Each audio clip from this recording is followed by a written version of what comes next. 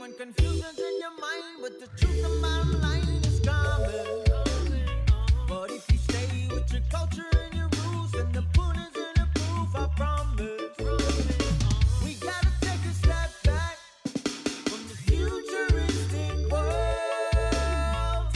Mistakes and setbacks happen, but don't let them hold you down. Rooted, ooh, na na na na na na. You got to get up. Rooted, but you stay down to earth and get up. Rooted, ooh, na na na na na na. You got to get up. Rooted, why up?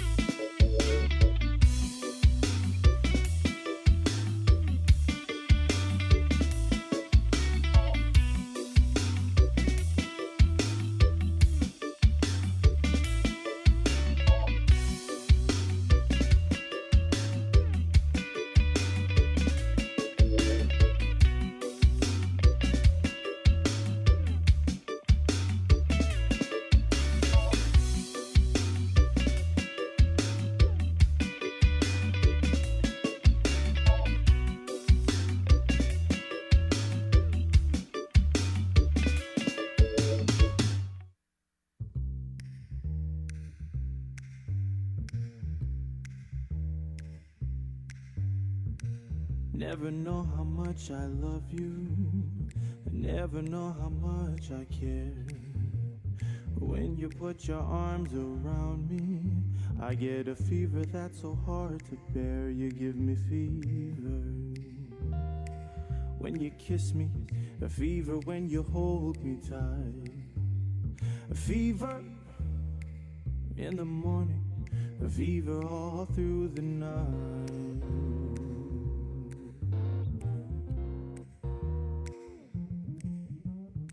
Sun lights up the daytime, moon lights up the night. I love it when you call my name, and you know I'm gonna treat you right. You give me fever when you kiss me, fever when you hold me tight, fever in the morning, fever all through the night. Everybody's got the fever, that's something you all know. Fever isn't such a new thing, fever started long ago.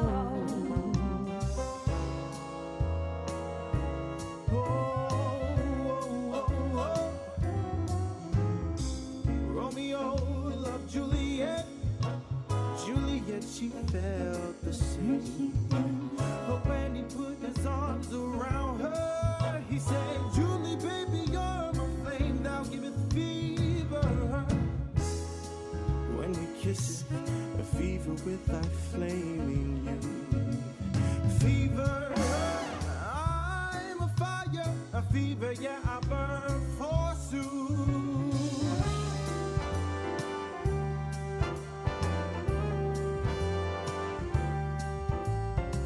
Captain Smith and Pocahontas Say what? had a very mad affair. Yes, they did. When her daddy tried to kill him, he said, Daddy, oh, don't you dare, it gives me fever. With his kisses, fever when he holds me tight. Fever, I'm his missus, Daddy, won't you treat him right?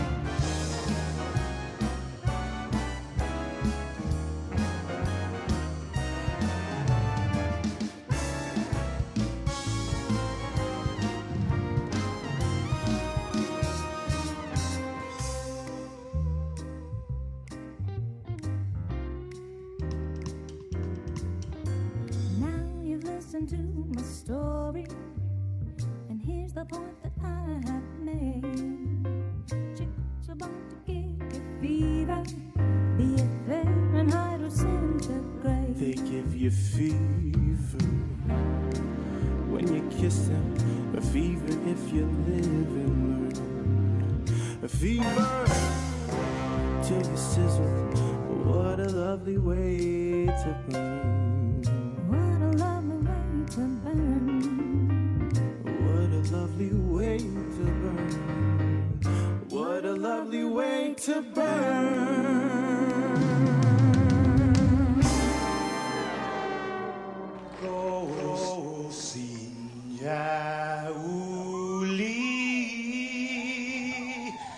Die sombren zelten meg, et zu ite saluda, antes Dio hum niga, razzalds and malak estrezas, durante in todo in memu. A nogi distancia, como kupugi palu, zangiman malak guafi, ikonum nasugi airi, preba tu la noci, nai banderata caighi, pues atan fanni bandera, co esta pagua pumalapa,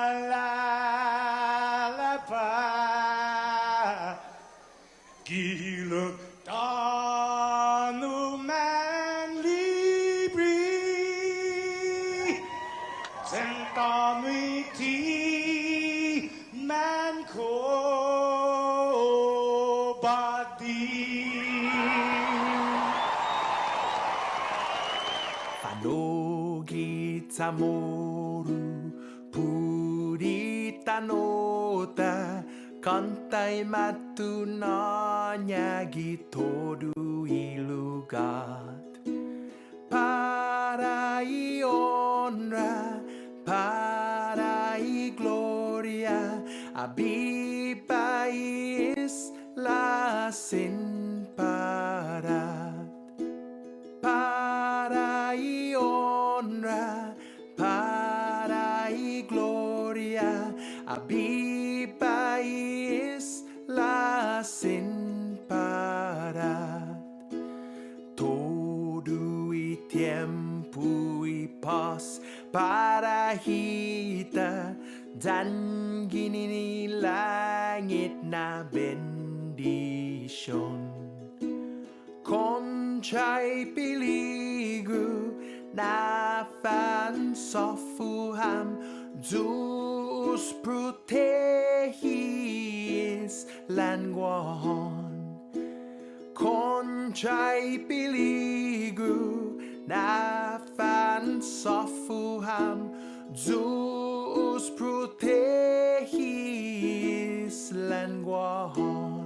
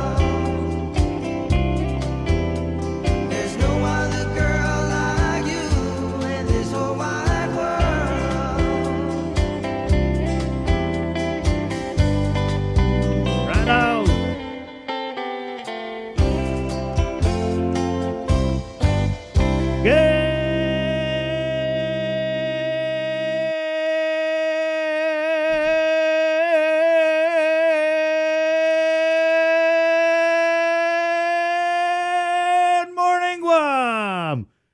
Right on. Ungan, Kahula, wipe away the mogo. Look at that sunrise. Wow, it's going to be hot today. Might be Guam is hot. The words of a very wise man. who may or may not be in the studio May right now. or may not. I don't know. Hey, good morning, Jason. You know, if you had the Crayola 64 count, like, color, first of all, you were probably rich if you had, like, that many crayons. No, you were rich if you had the Crayola with the sharpener. Yeah, that's the one. But there were not enough colors in that very healthy collection of crayons to Right. capture what we just saw. Great shot, Sir, Joseph. can we get a look at Jason's outfit today? Oh, no. Okay. Come on.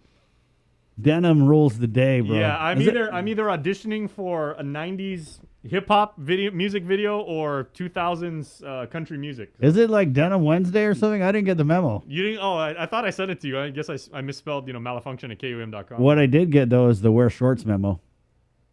Okay, so can You're we wearing see your shorts? Yeah, I'm wearing shorts, see? Somebody with a, hey, there you go. That was awkward. Well, I got friends in low places. We wear shorts. Yeah, so Saved by the Bell now on Netflix, and Yeah. apparently I'm auditioning. Jason really looks like, you're auditioning for something very 90s. And of course, everybody would say, "Yeah, you're gonna play Screech."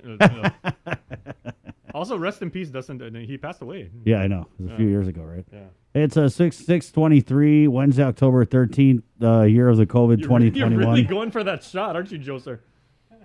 It's a cool outfit, man. You know what really makes it for me, guys? Joe, sir, focus in on the shirts. Look at this.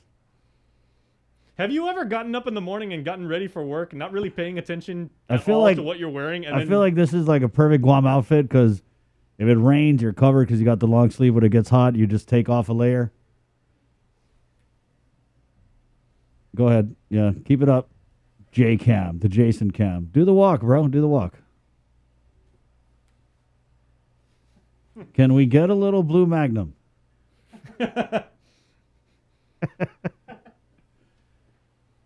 All right. Okay. I was gonna make it some joke about Magnum. I or don't whatever. really don't because Magnum PI. that's about the only Magnum you're gonna get. 624 guys, Pacific Points, Gobble Enterprises, ITD, and Jack in the Box. You know what? Some of you have already been saying in the comments. You guys are so sweet. A member of our Link family, who is always here each and every day, greets each and every one of you, sends her love, sends her thoughts, sends her laughter. Going through some very, very tough times, especially today. Our dear friend, Mama Bear, Debbie Davis from Bardstown, Kentucky, had a passing in her family. If you guys follow her Yeah, on her Facebook. father. Yeah, her father. Again, our condolences, Mama Bear. Yes, and so she is. I believe the funeral is happening right now. So our thoughts and our prayers, Debbie, are with you from all of us here at KUAM. And many people are saying already in the comments and offering their sympathies, their condolences. So thank you guys. You know how much Debbie means to us, and everybody is basically on the show. Commenters who never even knew each other, on different parts of the planet, now are friends, and they come here. It's a safe place. They go to hangout to greet each other. Good That's morning. right. Guys, if you're in our Facebook Live room, there's a virtual chinchuli box in the back towards the right corner. Yeah. All right. Yeah, so definitely going to be a somber morning over in So Kentucky. prayers for Debbie and her family, because I've unfortunately been through that experience, Right. and it's it can be a very, very long day. But Right, but yeah. you also, I would like to say, based on my own experience losing my father a few years ago, you're also filled like a sense of peace and closure. So we hope that Debbie, you and your family would have the same feeling as you go through your own journey. 625. Hey, here's who's coming on the show today. We're getting Department of Ag, Christine Camacho Farron. Arbor Day was this week. And it's also, I believe, Fire Safety Prevention Week. Yeah. Thank you. And we had a really good package from our own Hannah Devanzo last sure night. did. That's coming up about what Arbor Day means to Guam and why, because you and I are of the generation, Chris. We saw these Arbor Day, commercials and Smokey the Bear. Right. Only you can put out forest fires. Only you. And but she also shined light. And Hannah just moved to the island several weeks ago. She's already got a really good sense of you know, like the pulse of our community, about, you know, what we value, what we cherish, what we hold most dear, and everything. She's done so much homework, this young woman, like as far as, you know, like what makes Guam tick and everything like that. And she's really trying to acclimate herself. And she goes, wow, I never realized Arbor Day is really, really important here in the island because we have such a connection to nature. Yeah. It is a big deal. And they kind of leveled it up over the last few years, especially with Christine heading that division over at Department of Ag. So always great to get her on. She really loves what she does. I mean, literally, I mean, the Tautomona tree, speaking of tree, I mean, that's a symbol of family, of ancestry, of, you know, of heritage and everything like that. So we have such reverence as Guamanians, you know, for the symbol of the tree and for trees, what they do in the natural world. Yeah, and you know, since you mentioned Tautomona, we are today going to debut a little snippet from my series of podcasts called the Tautomona Tales. It's already out, but we're going to play a little snippet and then talk a little bit about the podcast and what I got coming up for you guys here in October. Rave reviews so far. I must tell you, a lot of people wow. are asking, and they're saying, wow, that was really good historical perspective. Yeah. They're like, you've mentioned that you actually talked to a Chamorro exorcist. Yeah. They're like, are they going to get scarier and scarier leading up to Halloween? Well, okay, so not to give too much Certainly away. not more scarier than what I'm wearing today. But No, yeah, that's pretty terrifying. Tops. But, you know, Paulie Jose Villagomez is, of course, he's like the official exorcist for the Archdiocese of Agutnia. And so I did record a podcast with him, but if anybody out here knows Paulie Jose, he has just got that bona fide Chamorro sense of humor. And so it was pretty funny to sit down with Paulie Jose for like a whole hour and record this podcast about him being an exorcist. Because for some reason, it was like the funniest conversation ever about exorcism. I kept wanting to stop the recording and be like, Paulie Jose, can we just be serious for a second here? Yeah. You're going to get us Did flagged. you say exorcist? Yeah, he did. Yeah, so that's coming up. We'll talk about that. It's the Tautomona Tales. And thanks to you and Sabrina, because you guys actually did a show called the Tautomona Tales. I want to say, well, let's not say how long ago it was. That's now considered a KUM classic. That's It how is, long ago that right, was. yeah. So we're working on a bunch of stuff. And thank you for letting me use the name. We're also going to mine some of those old episodes. And there's just a whole lot coming up here with the KUM podcast network. This week, before the end of the week, we're going to hear from our good friend, Kate, who's got One with Grief. It's a great podcast that's now joining the KUM podcast family. That's coming up this week. Really Okay. timely, too, Yeah. because there's so many people going through, you know, I mean, obviously Debbie and her family dealing with Right. their own mourning process right now. Man, I had a conversation with a friend yesterday about just how many young people, and I'm talking young, like teenagers and up, how many of them are struggling with just mental health issues because of this pandemic. And you don't always see it, right? Because young people are, well, we think they're just usually so resilient, right? Like, oh, kids, they bounce back. They can, you know. But a lot of these teenagers, just from talking with different friends, are going through some things. Right? And so... I mean, it's hard enough to be a teen in a normal world. Right. And then you add this, and then the obvious interruptions of not just school life, but social life as well. I've actually heard like, you know, not direct testimony, but I've heard that some kids were actually really, really stressed out about going back to face-to-face learning. They couldn't wait, and they were like, oh man, I can't wait to do this, but I'm really self-conscious now because I've put on a few pounds. You know, I've been sitting behind the computer on the iPad this whole time and everything. Wait, I like feel that. attacked, Jay. No, and I mean, think about like what kids do. I mean, you're Yeah, of course. fortunate that you can kind of like, you know, just like laugh it off and be, you know, Yeah, self-deprecating. of course. Imagine what it's like Right. to be a kid and, you know, and reputation and image and self-awareness and peer groups. I mean, that means everything in the world to you. And now you add all of, you know, like the pressure of like social media on top of that. Right, yeah. And so kind of along this theme on this show, we do really want to start taking a closer look at some of these issues that are plaguing the youth, to include suicide. And so this morning we're getting Andrew from the Penangun Project. It's University of Guam, their suicide prevention outreach program, and so we'll talk about that. Also, Senator Clint Rigel has a bunch of bills dealing with food sustainability, and we'll talk with him. GDOE Superintendent John Fernandez coming on this morning around 8:30 or so. Also, Speaker Therese Terlahi of the Guam Legislature. Obviously, going to be a big show. So much to talk about. I wanted to take just a second, Jay, before we get into everything else, to just really recognize that last night, 3 of our beloved Manomko passed away. All right, and I just want to say, guys, I don't think we should ever get used to this, and we should continue, whether it's as a community or as a government, to just try and do better. You know, I mean, I know that some people are very sensitive when we're critical to this coronavirus response, and it is what it is. People are dealing with it all over the world. But at the end of the day, I think that we just need to have the ability to examine what we're doing and decide whether or not it's working and move forward from there. So I just get these releases at night and looking at last night's JIC report, 3 elderly women in their 70s, unvaccinated for whatever reason, passing away. And I just don't ever want that to be a footnote. Okay, there were 12 weeks into this thing.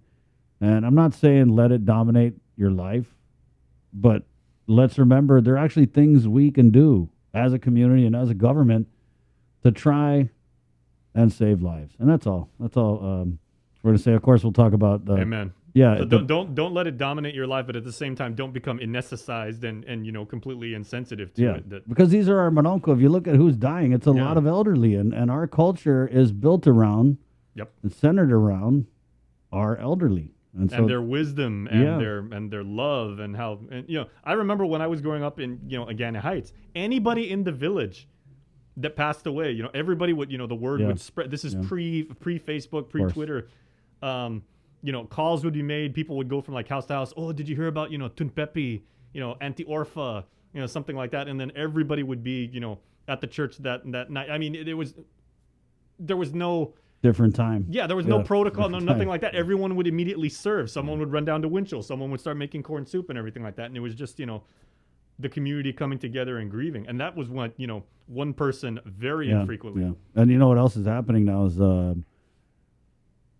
we're starting to see some of these anniversaries of death anniversaries of people who died during this pandemic, whether it was from COVID or not, right? We've been in this thing for, almost 2 years. And there's a lot of anniversaries coming up. I just know because we're doing one in my family. But again, I just want to say that we can't ever stop trying to do better. So whether it's you in the community, doing your part by wearing the mask and watching your distance, do something a little extra though, okay? Because if we're all doing that and this is the result we're getting, then obviously we need to go a little extra. And if you're in the government as well, just kind of let that be your center. How can we do better? It's 6:35. Jay, a word from our friends from Pepsi. Yeah, very difficult to transition away, obviously, from that sentiment. But we move on this show, as best we can, and as respectfully as we can. On that note, Refresh Guam, as you know, we've been telling you all week, and we will continue to because they are awesome and they are the island's newest digital hub. They're on Instagram and on Facebook, so please not only check them out, but give them a follow. They're at Refresh Guam. They have truly local content. They span the island from Jigo all the way down to Humatek. 30 miles long by 7 miles wide. They cover it all, and they have daily giveaways. Once again, Refresh Guam, the island's newest digital hub. Thank you very much, Jason, and good morning. Refresh Guam, truly local. All right, it is 6:35, Wednesday, October 13th. Sabrina's coming in a little bit later. She's going to drop Brockstar to school this morning, and so Jason is going to be handling our first look at news, which is brought to you by Pacific Points, right here on the link. Good morning, Jason. All right, good morning, Hafaday, and good morning, Guam. Thanks for being with us this morning. And as Chris said, a very, very harrowing news on this Wednesday morning as our island community is mourning the loss of more of our neighbors, as 3 COVID-related fatalities occurred between October 10th and the 12th, according to the Joint Information Center. The 215th such fatality was an unvaccinated 73-year-old woman. She had underlying health conditions, and she passed away up in Dededo at the Guam Regional Medical City. The 216th COVID-related fatality was also unvaccinated. She was a woman of 71 years, and she had underlying health conditions. She passed away at the Guam Memorial Hospital. The 217th COVID-related fatality was pronounced dead on arrival at GRMC on October 12th, being an unvaccinated 75-year-old woman with unknown underlying health conditions. She tested positive on the same day.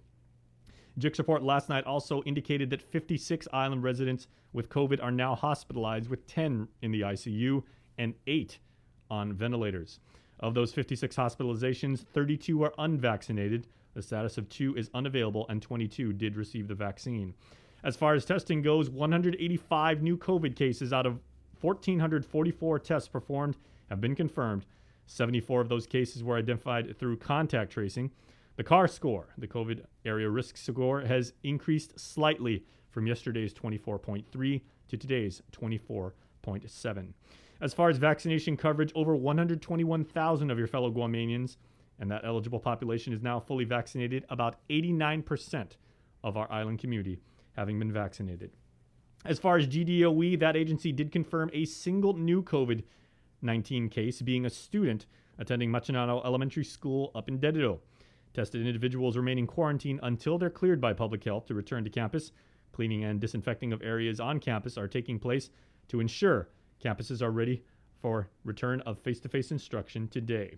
GDOE, of course, today, as we've been saying all week, resumes their weekly COVID-19 dashboard. You want to check out gdoe.net later on today, or the Guam Department of Education's Facebook page for the very latest on coronavirus and GDOE. Moving to the Department of Revenue and Taxation, you can now renew or replace your existing Guam driver's license and Guam IDs online. Rev&Tax launched the services for eligible Guam residents yesterday. DRT's online services for Guam driver's licenses, once again in Guam ID. Check it out right now at myid.guam.gov. That's myid.guam.gov. Now let's go back to the newsroom where the aforementioned Hannah Devanzo, the newest member of our KUM news team, is standing by, and she has today's link update. This news update is brought to you by Pacific Points. Do more, get more. The governor owes the Mayor's Council $32 million in American Rescue Plan money. That was the subject of a meeting between Congressman Michael San Nicolas, Senator James Moylan, and Mayor Council's President Jesse Allig. Here's more. The media was allowed to listen in and ask questions after the back-and-forth discussion. Congressman San Nicolas and Senator Moylan explained that they based their conclusion on this document, which states that $19.5 billion of ARP funding should be distributed to non-entitlement units of local government, or in Guam's case, the villages. They say the village share is about $32 million and should be distributed to all 19 on a per capita basis. Mayor's Council President Jesse Allig said he plans to ask the governor for the money. But the more people, the bigger the share. And Allig says all mayors have village improvement projects to spend the money on. They say the ARP money has been sitting idle for months, and they only became aware of the village allocation when Moylan traveled to Washington and started asking the congressman questions about the funding. They checked the Treasury guidance and found it. For Guam's News Network, I'm Nestor Lecanto. Local tourism businesses are hanging on by a thread in the face of a drastic plunge in visitor arrivals. The GHRA, among others, is calling for more assistance for the hard-hit companies. In a news release, President Mary Rhodes asked government officials to provide a much-needed lifeline of local and federal support to the Bertehi Inalata program. Organizers are seeking some $75 million in grants to benefit a wide range of businesses, from travel agents to optional tours. Here's more from Lou Leon Guerrero. I will be very supportive of any kind of push or investment into the tourism that allows and solidifies employment, and to making sure our workforce is supported and maintained and sustained. So I don't know about the amount, but I am already in discussions with GITA and our senators to figure out some options to help out our local businesses around tourism. The group is also seeking support from Congressman San Nicolas for additional federal funding programs for Guam. Meanwhile, there was no sugarcoating of the tourism stats when GVB officials appeared at the legislature for an informational briefing. Officials say a survey of regional and global expectations predict that pre-COVID tourism levels are at least a couple of years away. GVB Vice President Gary Perez says their in-country survey of key source markets show that a significant percentage of people won't travel outside their country until the pandemic is over. In Japan, it was 73%, Taiwan 52%, and Korea 43%. Perez also discussed Guam's arrivals for the fiscal year of 2022. 5,000 next year, and we believe that 130,000 is achievable. This compares differently from a lot of the feedback we're getting from the industry. But again, we're still trying to plan for, or rather, plan for the worst case while we, manage our limited budget. For perspective, 130,000 arrivals was a good month pre-pandemic. Last fiscal year, we saw just over 60,000 visitors. GVB officials are also talked about the 3 initiatives that they're focused on: scaling up vaccinations, continuing to prepare Guam as a destination for the eventual recovery, and coming up with an effective communication strategy to promote tourism to the local community and our source markets. With Guam now 89% vaccinated, what is public health doing to help ease the island's COVID numbers? Here's more. In order to mitigate infection rates, Public Health PIO Janela Carrera told KUAM how manpower and resources are being used to fight the virus. The one thing that we are, always constantly analyzing and assessing is how to ensure that we're maximizing our resources. There may be days where Micronesia Mall might be slower, and UOG clinics might be slower. So we want to make sure that if there are days that are slow but might be busy in other areas, perhaps we may need to cut down on hours in certain location or certain days and put those resources elsewhere where we see greater demand. One of those COVID mitigation measures are the village booster clinics. Yesterday at the Sinahanya Mayor's office, 92 Pfizer booster shots were given to the elderly that wanted to take it. With Agani Heights and Hagåtña and then Sinahanya, even those 3 villages combined, it's still a small village, but for a high turnout for booster shots. As for the infusion center in Mangilao, 244 treatments have been administered from September 23 to October 11th. We do keep track of the utilization rate and report these numbers, not just with the monoclonal antibody treatment center in Mangilao, but also the utilization rate at the 2 hospitals where they're being offered as well.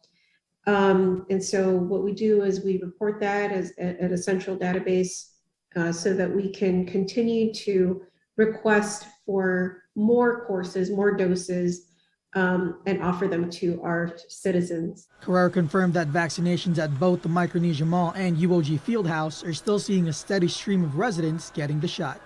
Public Health continues to urge island residents to get tested if they aren't feeling well and if they are eligible to take the Pfizer booster shots. Daniel Perez reporting for Guam's News Network. In Superior Court, 23-year-old murder defendant Nicholas Wayne Moore was arraigned for a separate case. He was charged with 2 counts of criminal sexual conduct for having sex with a minor under the age of 16 around December 2016 and January 2017. Moore, who is currently on house arrest, was held on a personal recognizance bond of $20,000 along with the existing conditions from his 2 other cases. Back in July, Moore, along with Troy Ryan Damian, was charged with the murder of Michael Castro, who was reported missing in October 2020. Moore was also indicted in a separate incident also in October involving a drive-by shooting in Agana Heights. He has pleaded not guilty in those 2 cases. That's it for now. We'll see you tonight for KUAM's News Primetime. This news update is brought to you by Pacific Points. Do more, get more.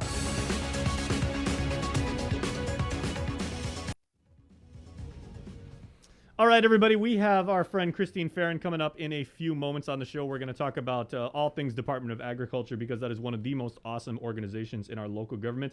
But we got a story about Arbor Day right now, and to many people across the nation, Arbor Day is dedicated to planting trees. But here on the island, as Hannah Devonzo, of course, explains in this next report, it means so much more to us as islanders. To many people across the nation, Arbor Day is a day dedicated to planting trees. Here on Guam, it's much more personal. Forestry Chief Christine Farron. The significance for Arbor Day, I'll say from the forestry perspective, is the recognition of our native trees. Recognition that a tree is more valuable than a blank space. So preserving our green spaces on Guam, meaning trees, native trees, fruiting trees, trees that can give back to our community. While trees can help with providing shade, oxygen, and fruit bearing, they also reduce flooding. Remove that one tree, and suddenly you have ponding taking place during your first rainstorm. I want community members to think about that one tree that they had on their street, and the minute that tree was removed, what happened on the next rain event. In order to take care of our island's trees, members of the community involvement can play an integral part. Be respectful of our trees. I mean, don't hang your beach bags off of the trees at the beach. Bring your mat, lay them down on your guafet, and leave your things there. Give the trees the room they need to grow. If you see a tree, work around the tree. And remember, harvest the fruit, don't cut the tree to reach the fruit. So just be mindful of the green space that you have, because once it's gone, it's going to take another 10, 15, 25 plus years to even reach the capacity of shade that the current tree is giving you. Follow doag.forestry on Instagram, Facebook, or Twitter and post a picture of your favorite tree in your village, sharing your forestry experience in hashtag ArborDayGU 2021, where you'll have the opportunity to win a free native tree. Reporting for Guam's News Network, I'm Hannah Devonzo. All right, everybody, we have a very emotional story for you now. So as we continue to see COVID-positive cases hitting triple digits and a high rate of hospitalization, as we told you earlier, survivors of the virus want to remind the island community to please remain vigilant. Chris was stressing that. Our Jonah Ngacharfaris candidly shares a story of two such COVID survivors, one of them being her daughter.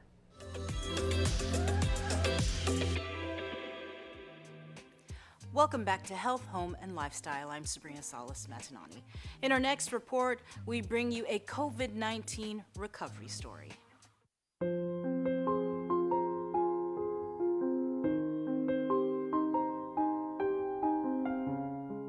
It was in October of last year when my daughter, 29-year-old Raisha Charfaris, and her boyfriend, 33-year-old Simon St. Nicholas, battled COVID-19. She remembers the moment she felt something was wrong. And I just remember feeling very tired, and I just wanted to just sleep or lay down, and I couldn't get comfortable, and I couldn't put my finger on what exactly was wrong. The very next day, I started having trouble breathing. It felt like somebody took a belt and tightened it around my chest, and like I couldn't expand my lungs enough to get the air I needed. A day later, she couldn't taste or smell. It was at that point where Simon started to experience symptoms. The following day, both tested positive for COVID. Raisha says that they are the perfect example of how COVID-19 can have two very different reactions in people at both onset and the duration. I got hit very hard, very fast during the initial onset, but he got hit worse. So after, even though his symptoms in the beginning were really mild, Simon was actually the one who ended up in the hospital twice and was actually having complications because of the virus. So he ended up with pneumonia as a result of COVID. For his first hospitalization, Simon was at Guam Memorial Hospital for 3 days, but a day after he was released, he was admitted again. That time was a bit of a blur, but all I remember is I had high fevers close to 102, 103 during that time. I wasn't able to keep any food down, any liquid. And that's the primary reason why we went to the hospital, is because I was dehydrated and I couldn't eat anything. And, well, we were afraid the worst at times. The hardest part? When you're sick and then you have a loved one who's sick and it's so lonely. you know, like you can't have the people that you rely on to help you feel better because they can't be anywhere near you for their sake. The emotional aspect of it, I think for me, was probably worse than the physical symptoms. It was just horrible. And with the island experiencing its third wave and over 200 COVID-related deaths to date, the couple continues to take the necessary measures to ensure they and the ones around them are safe. Before we even start our household chores or cleaning or anything like that, we clean ourselves. Especially when we go out, we sanitize more. We make sure that we have some sort of hand sanitizer with us and just something to sanitize the vehicle wherever we go, especially when we come back from work. And I guess just for myself, physical contact is definitely I'm more afraid of it now. So Nicholas wanted to also take the time to extend his gratitude. I just actually want to say thank you to our family that helped us during that time. And also the people at the nurses and doctors at GMH. Yes. Because it was actually pretty hard. I just want to say thank you. As for a message she would like to get out to the community, I'd like to think that we come from a community that puts each other first. It's not about me, it's about us. And we have always relied on each other to do the hard thing, to do the difficult thing, to do the annoying and inconvenient and upsetting thing, to keep one another safe and healthy and happy. Stay tuned. House to Home is next. All right, as we've been telling you, a memorial ceremony has been planned for 23-year-old Jaron Wheelbacker. Tamuning Mayor Luis Rivera says word of his passing, and since his passing, she's been inundated with phone calls from people offering their sympathies, their condolences, and wanting to help.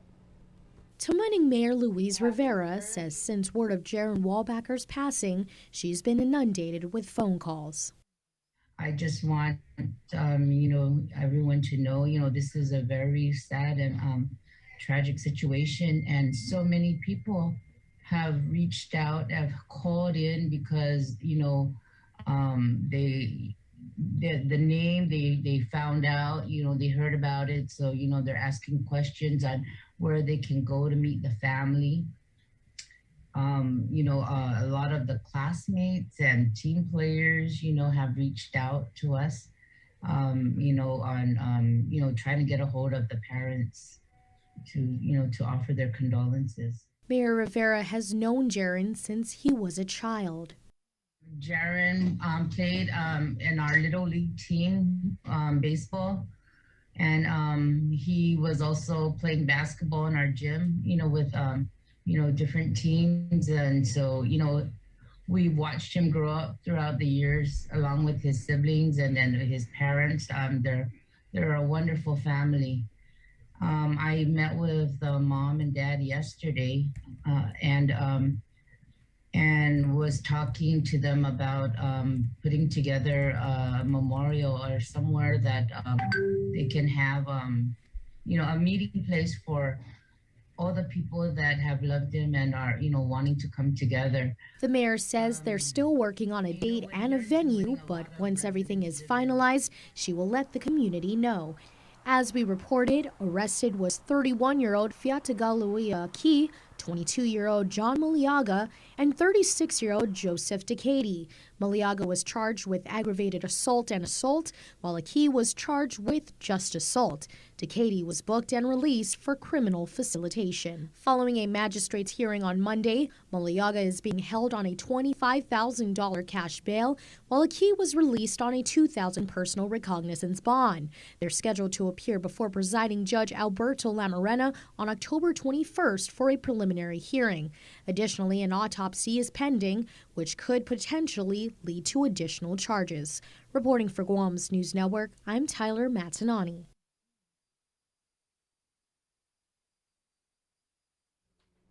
All right, and now let's take a look at national headlines where the FDA is posting documents from Johnson & Johnson and Moderna ahead of meetings later this week to discuss booster shots of their vaccines.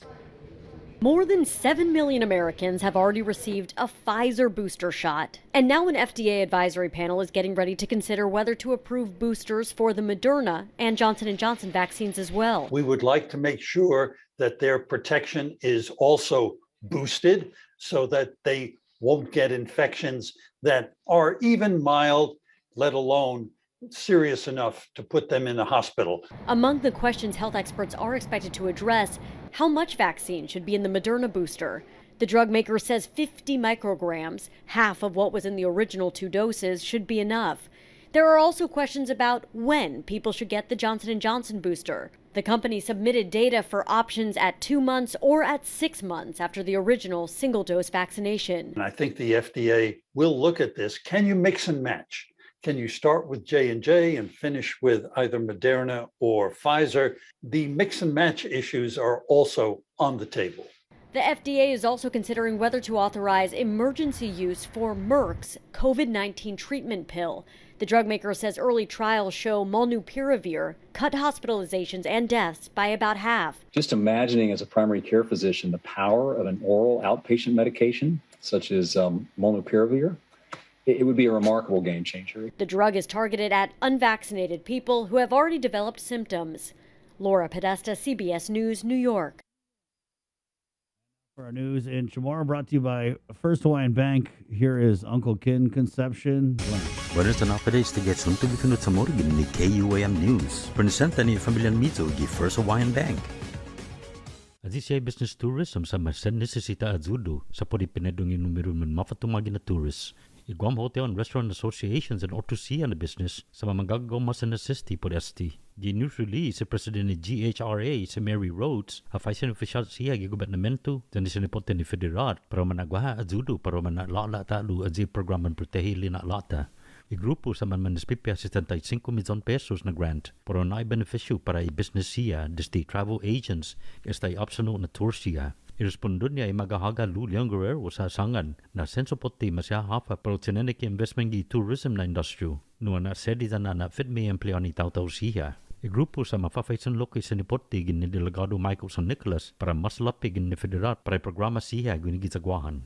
Masasunto, ginigap sa utumo na dia para mafao di advanced child tax credit. I-revenue and tax ang matutuhan in fin at di child tax credit na portal gizon niya website gibayguamtax.com. I-business dia kinsig Oktubre sa utumo na dia para un update informasyon gi internet pasina umano gato gi revenue and tax dazu gato na unsogwi. Esta dos gi 5 por todo na inapasi sa munazan. I-kinsig Oktubre, kinsig Nobyembre, zang 15 Desembre sa para manafanhuzang itetinan na salapi. I-revenue and tax esta mas kitentay uno mid na inapas i-advanced child tax credit ibalin 17 milyon pesos. Mientras ano manunsilo ko na izanya online na submission lisensyan manyugon zan sedo las guahan sa gagi esta gi internet. Tulis tido sa sina manaplika ho para nuevo para maago entry izanya website revenue and taxation. Yuto mo na sunto para pagod na Metkudes gini KUAM News gifinut sa Moro. The Superior Court of Guam, Reina G. Defendant Mamuno, si Nicholas Wayne Moore, 23 años na edad, gi otro na kausa. Machar si Moore por 2 cuenta na criminal sexual conduct sa pagmamaliza ng menor de edad ni menos que 16 años na edad. Gi December 2016, sa ni Enero na mes, gi 2017 nasakan. Si Moore ni Aristao Guma, sa masustaining gui sigo ni personal recognizance na ba ni ubalong 20 pesos zanad si kondisyon siya gini otro dos na kausaw niya. Tatigi Hulyo na mes si more than si Troy Ryan Damian sa ma-charge po rin mapuno si Michael Castro no ma-report na malingo District Octubre na mes 2020 nasakan. Ma-indict lokoy si Moore si para na kausa no masusedi gi Octubre 2020 ha nasakan talo. No nimbad ga mamakibentes manyunugun giza Agania Heights. Appeal si Moore not guilty gi ST 32 na kausa. Para Guam News Network, Guausikin Conception. Yasunto gifinut sa Moro sa presenta sa ninafatto ni Familiang Mizo gi First Hawaiian Bank. Say hello to the First Hawaiian Bank mobile app, where you get smart insights into your finances so you can make smart decisions with your money. With a daily personalized feed, you can compare your monthly income to spending. That's better. Discover where your money is actually going. You might be surprised. See what's essential and what isn't. The more you use the app, the smarter it gets. With insights from the First Hawaiian Bank mobile app, it all starts with yes. GU Self-Storage, conveniently located near the Harmon McDonald's. We offer affordable rates, online payments, and auto bill pay for your convenience. Plus gate access daily from 6 a.m. to 9 p.m. Call us today at 648-7867 for more information. Do you feel like you're missing out on something? Make life more rewarding with Pacific Points. Earn and redeem points for bill rebates and free load at IT&E, discounts on fuel at Shell, vouchers at Foodies, and United Mileage Plus miles. You can even pay with Pacific Points at IT&E, Shell, and Foodies. Pacific Points. Do more, get more. The relationship between Guam and Manila, Philippines is undeniable as we share similar cultural traditions, history, and heritage, with generations of Filipinos calling Guam home. KUAM presents a monthly look at the capital city featuring in-depth and engaging interviews on everything from medical tourism to new business and government leaders. Veteran newscaster Nestor Lecanto delivers Beyond Our Borders. This special program is brought to you by KFC and the Medical City, where patients are partners. Uno Mixed. We're mixing it up on the last Thursday of every month with a look at lifestyle, entertainment, food, and so much more on the stations, networks, and digital platforms of KUAM Communications. Uno Mixed is presented to you by Docomo Pacific, Better Together, and Pepsi.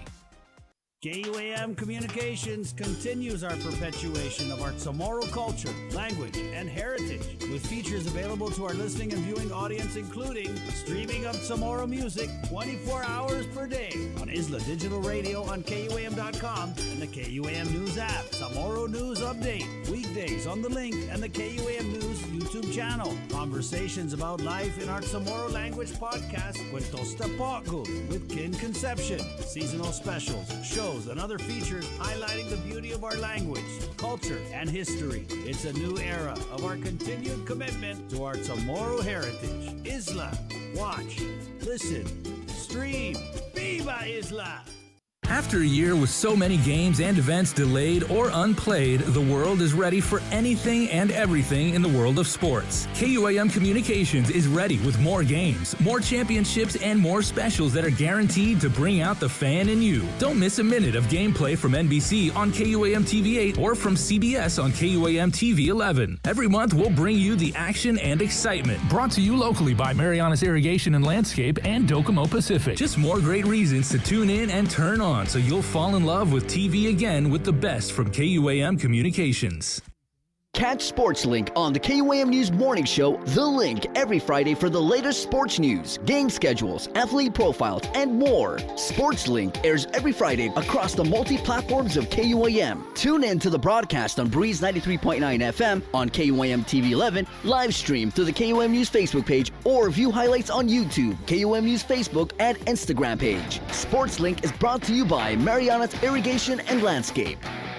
Celebrate National Pizza Month with the Pepsi Ultimate Pizza Trivia Challenge. All you have to do is listen to The Link during the month of October, and when prompted, call 671-637-0094 with the answer to the Pepsi Ultimate Pizza Trivia Challenge. Winner will receive a gift certificate from our participating pizza parlors and a 12-pack of Pepsi, brought to you locally by Pepsi. Looking for TV schedules, upcoming sports, or special presentations, or what you may have missed over the busy week you had? Well, look no further than KUAM Digital Digest. This weekly emailed newsletter puts all kinds of information in the hands of subscribers each and every week. Just subscribe and we will make sure you keep up with your favorites and stay informed and entertained throughout it all. Go to KUAM.com, click on the newsletter tab, give us your email address, and you are all set. Brought to you in digital partnership with King's Restaurant and Ruby Tuesday Guam. It's the KUAM Digital Digest, your weekly guide to the latest information and best entertainment on the stations and platforms of KUAM. The KUAM Podcast Network is back and on demand, featuring a great variety of podcasts from our island and region, including culture, lifestyle, awareness, crime, politics, commentary, comedy, and entertainment. Available on most streaming platforms. The KUAM Podcast Network. Subscribe and listen now.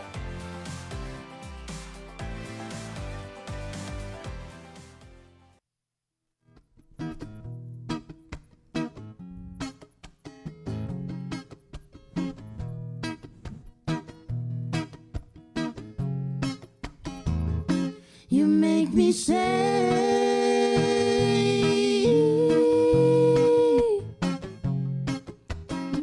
I'll pick you up, girl, if you're ready. You're divine. Off a day.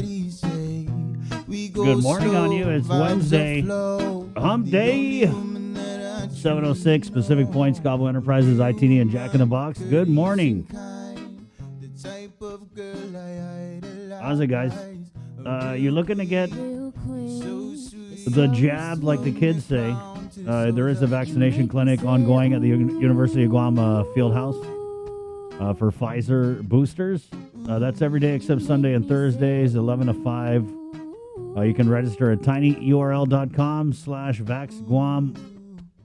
Also, this morning, as announced on their flyer, we got some great weather. Southern Region Community Health Center down in beautiful Inalahan.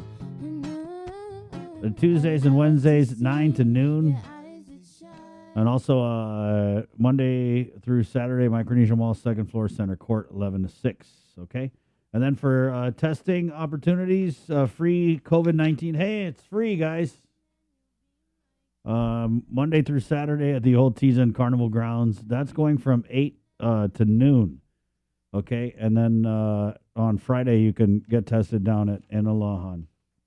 All right, coming up this morning on the show, Speaker Therese Terlahi, Superintendent John Fernandez, and a whole lot more. But let's go ahead and get things started. As Arbor Month is well underway, as they celebrated Arbor Day just yesterday. Let's get Christine Farron with Department of Agriculture. She's the forestry chief. Good morning, Christine. Thanks for joining us. Good morning. Bananas to us, everyone. Bananas to us. And you guys have been working hard. I know you just love October, right? It's a great time for your division. It is. It's a busy time for forestry. It's Arbor Month, and this year's theme is trees, the natural solution. And this resonates with people all across the community, right? Whether you are a consumer of the product, meaning you're collecting wood for carving purposes, you're making a product that we can sell locally, or medicinal use, and or farmer or landowner that just wants to convert grasses into tree, fruiting and or awesome native. So yesterday we had Arbor Day, and I gotta say, Hannah was such a trooper. She came out, and I wanted them to capture her first time ever holding a rhino beetle. I didn't get to see that on the air if you guys posted it, but that would have been cool. But what we did was we had, I kept calling it the event non-event, because it was, or a non-event event, because we really just wanted to provide optics for our social media, right, and for the community who couldn't come out and join us. So a handful of partners joined us. We had an awesome resolution provided from Senator Ragel's office. Governor was there, Lieutenant Governor was there, and Parks and Recreation was represented with their deputy. And what we got to say was that we are celebrating 50 years of service this year. Wow. It was just by chance that I found that date in a 1969 document, because we're looking for these numbers. In 1971, forestry was started here on Guam, and at least the division. And we're celebrating 48 years, though, of Arbor Day on the island. And it was just a really great opportunity to share that with the team and with the partners that were there. And what we did was, so if you follow us at doag.forestry, Facebook or Instagram, yeah, you're going to see the video clips that we recorded of each of our individual partners that were present. And they're showcasing the message, the work that they do, because forestry the success here isn't just on this specific team, right? It goes back to all the previous teams and all the community partners, to include you guys. Right. You get involved, you help get the message out there. And we wanted to show off those partners so we can better network the community. And let me tell you the impact. So, last week or earlier in the month, we had Fire Prevention Week. It was Know the Sounds of Fire. And our fire partners were really great at representing the message for Guam. And so I'm going to recap that for wildfire. Forestry was founded on Guam because resource managers, people identified fire, and loss of vegetation and massive erosion issues as an important factor to address. And so that's what brought the attention of the fire program and forestry to the island. So let's talk about some of those numbers. We remapped these things. And so from 2015 to present, we are at current 4.7% on an average. So annual average of total percent land burned across the island. Again, fire doesn't know boundary. So Gov Guam, federal, and private properties, that's 4.7% on average. So you're saying 5% of our island. You're saying 5% of our island burns every year. Yeah, that's the average, and it's the average number of fires. We're running at about 400 wildfires a year. And of course, the fire team, we're not making it to all of these fires. Yeah. So that's the benefit of having this fire mapping program. Julian Dendy, a contractor with the Forest Service, has been working with us on this for years. He has been instrumental in helping us come up with the numbers, right? Like when we say a lot, what does that mean? And Julian's helped us put some figures to that. If we want to talk about like the average fire, so the majority of these fires are, here's the size, 0.26 to 9 acres. So less than an acre, just a little over a quarter acre, right? 0.26 to 9 acres is the average size of our wildfires, which you can pretty much guess that these are coming from backyard starts. Yeah. So an accidental backyard fire someone intentionally is burning a pile in their backyard and that fire escapes. And I want to remind the community that we have negligent burning law. Under the arson law, you can be cited for negligent burning, for criminal mischief, and or arson. So community members, please be very aware of the law. We have our wildland fire investigators out now. So if there is a situation and the investigation takes us to your back door, you need to be aware of the risk here. So please, backyard, if you're burning on your property, please ensure that you have a permit authorizing that burn. Wow. And that's from the fire department. Yeah. Nobody follows that. I know. And that's the risk everybody takes. And, I always talk about my grandma and her growing up with her burning in the yard. And yeah. Thankfully, now that she's a little more, she's older, she's actually stopped. Right. Yeah. This was something that we all did growing up. And, it's funny because it is the law, right? But I've lived in areas where neighbors have called the fire department because someone was burning, and they show up and they're like, "You don't have a permit." I didn't even know I had to have a permit. So, yeah, just be mindful, guys. I mean, even if you don't get a permit and you're doing it the illegal way, just be mindful, because we've all been there where you start burning something and it's like, oh my God, I didn't know this was gonna go like this, and I got to make dinner and I can't sit here and watch it. So.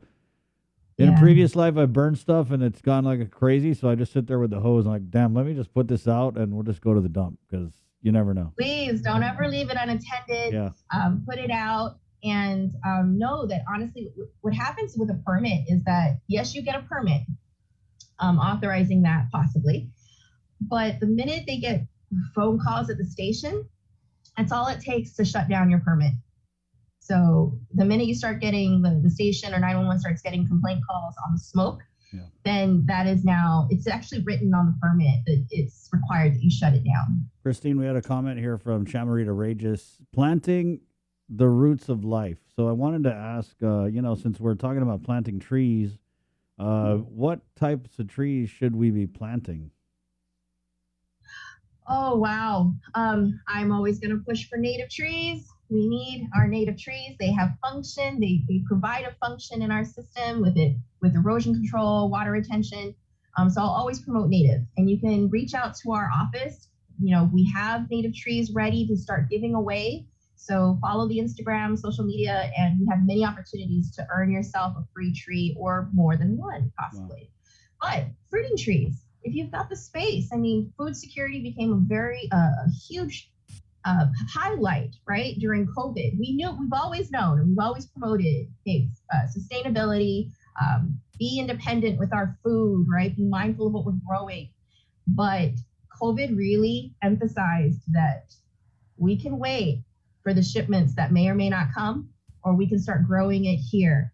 And the benefit of growing fruiting trees and our own food here on island is that we reduce the number of invasive introductions onto the island. So grow local and consume local and buy local. So did you need more specific? No, that's We have fine. agriculture development services, Yeah, no, but so- ADS division. Right. So Christine, in other words, for Arbor Day, if you want to plant a tree, you can go by Department of Ag, and you guys have a bunch of sprouts and all that, right? Yes. So we're promoting it. We have an impressive number of trees, and the team really went out of their way this year to ensure that we have a variety of shrub species as well. So if you're a landowner and you're like, man, I want to support you, but I don't want a 20-foot tree in my yard. Yeah. Well, we've also addressed that. We have some shrub species that gives you that opportunity to plant a native, possibly an endemic, and it doesn't have to be a 25, 30-foot tree. Right. You've seen those where somebody plants a tree and then, oh my God, 20 years later, it's growing under the garage, breaking the cement, right? The power of nature. Yeah. Christina. So, that's the sad fact, the sad life of an urban tree. Yeah. The trees that grow in our parks, along our streets, along the medians, it's planted and it hits an ideal height, right? We can see it's it's not interfering with lines or structure, but then it hits a point in growth where now it's impeding some kind of view or utility. And then you see us coming out, and the sad fact is sometimes we're going to have to remove that tree and put another tree in its place. So the life of an urban tree is a constantly changing one. Wow. But we really do want to have a mission to protect these trees, because remove one. How many of you out there, right? I'm going to just repeat from the other day. How many of you out there have driven down a road all your life, no flooding, no ponding. They removed that lemon tree in the corner. And oh my God, I need to get waders. I gotta swim through this Oh puddle. my God. Right? Where's Oh my God. boots? Where's my boots? Pick up everything in the outside kitchen. We're flooding. Right on. Christine, it's always fun to have you on. Anything in closing before we let you go? Just everyone, think about it. We talk about trees, the natural solution. What does that mean to you? Take a photo of that tree, share that message with us on our Instagram. And here's a hashtag if you want prizes. Hashtag Arbor Day GU 2021. Take that photo, share that message, tag that, and send it to our Instagram or Facebook. Thank Have you, a great Christine. day. You too. Go plant some trees. Right on. It's always great to talk to people who love what they do. All right. It's 7:19. We're going to take a quick break, and we're coming back with more of The Link next. It's brought to you by Pacific Points, Cabo Enterprises, IT&E, and Jack in the Box. Good morning. I'm just... The Totomotna Tales. October on the KUAM Podcast Network. KUAM Communications continues our perpetuation of our Chamorro culture, language, and heritage, with features available to our listening and viewing audience, including streaming of Chamorro music 24 hours per day on Isla Digital Radio on KUAM.com and the KUAM News app. Chamorro News Update, weekdays on The Link and the KUAM News YouTube channel. Conversations about life in our Chamorro language podcast, Cuentos Tapaco, with Kin Conception. Seasonal specials, shows, and other features highlighting the beauty of our language, culture, and history. It's a new era of our continued commitment to our Chamorro heritage. Isla, watch, listen, stream. Viva Isla! The Culture Club returns to KOAM Digital and KOAM News Weekend Edition, highlighting Guam's young artists, activists, and crafters as they work to protect, preserve, and promote our Chamorro culture. Watch this weekly feature on the digital platforms of KOAM News Weekend Edition, brought to you by Hanum. Take in the panoramic beauty of our island each Sunday on the KUM News Instagram with Scenic Sundays. Scroll through the natural beauty of the island on display. Scenic Sundays on the KUM News Instagram is brought to you by Addis Trust and Investment, Location, Service, Trust, and Haagen-Dazs Shops Guam, where every day is made extraordinary. Pacific Matters is a half-hour news, culture, and lifestyle show focused on issues that impact Guam, the Northern Mariana Islands, and the larger Pacific region. Join Tomas Maglonia every Monday to discuss politics, trends, and take a deep dive into the issues changing our island home, because what happens in the Pacific matters.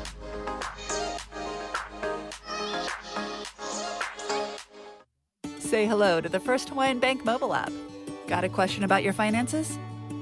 You've come to the right place. Bring all your accounts together, even those that aren't with us, and see the big picture, right down to the smallest detail. Unlock powerful tools like Insights and Money Map that help you save time and take control of your finances. When you connect accounts with the First Hawaiian Bank mobile app, it all starts with yes. The relationship between Guam and Manila, Philippines is undeniable as we share similar cultural traditions, history, and heritage, with generations of Filipinos calling Guam home. KUAM presents a monthly look at the capital city featuring in-depth and engaging interviews on everything from medical tourism to new business and government leaders. Veteran newscaster Nestor Lecanto delivers Beyond Our Borders. This special program is brought to you by KFC and the Medical City, where patients are partners. Do you feel like you're missing out on something? Make life more rewarding with Pacific Points. Earn and redeem points for bill rebates and free load at IT&E, discounts on fuel at Shell, vouchers at Foodies, and United Mileage Plus miles. You can even pay with Pacific Points at IT&E, Shell, and Foodies. Pacific Points. Do more, get more. Sideways, I don't wanna go to town. I don't like to drive so far. There's no place to park your car. I don't drink martinis, don't smoke cigars. I don't wanna go to town, just feel the breeze and the sun. I'm with my friends when the work is done. Relax in the shade. We're easy to please. We're hanging around and we're slowing way down. And we don't want to go to town.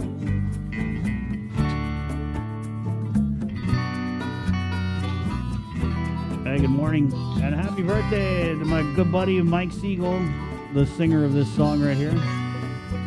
I don't want to go to town. It's a southern thing, guys. No offense. What is paradise to you? A 4-star hotel with a view, or just a backyard barbecue? I don't want to go to town. Paradise isn't found or lost. Hey, the link. Good morning. It's brought to you by Pacific Points, Cabo Enterprises, IT&E, and Jack in the Box.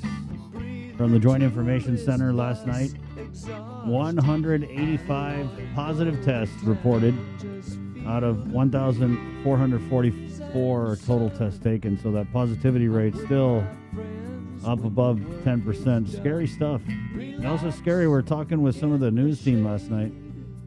There have been 19 deaths in the month of October, right? So you talk about Halloween being scary. Well, it's pretty scary. All right. That car score, though, I don't even know why are we still looking at this car score. Doesn't make any sense. It's 24.7, if that means anything to you. 10 in the ICU, 56 hospitalized, 32 unvaccinated, 22 vaccinated. So just do your part. You know what, guys? Do extra, right? We were talking about, you know, because we always want to help, right, with our vaccination, with the stay home campaign, with all the different campaigns we've done here as a media company at KUAM TV. And Bree and I were talking, kicking around ideas, and she was like, how's Make It Stop? You know, like, What can we do to just make it stop? And then we were like, how about be extra, right? Just be extra. You know what I mean? Be extra careful. Be extra safe. I don't know. We're just trying to do something on here because I don't know. I just feel like the messaging it's kind of absent here from Adeloop. And I mean, my God, 12 weeks into this thing and still doing the same thing. We still got people dying. Manamco dying. I'm just not going to get used to that. I don't care. I was raised to respect the Manamco and to do whatever we can to protect them. So I don't know why we're not doing it. It's 7:26 here, Wednesday, October 13th, year of the COVID 2021. So I got this podcast series that I'm doing on the KUAM Podcast Network. Okay, here we go. Michelle Lowe Cruz comments here.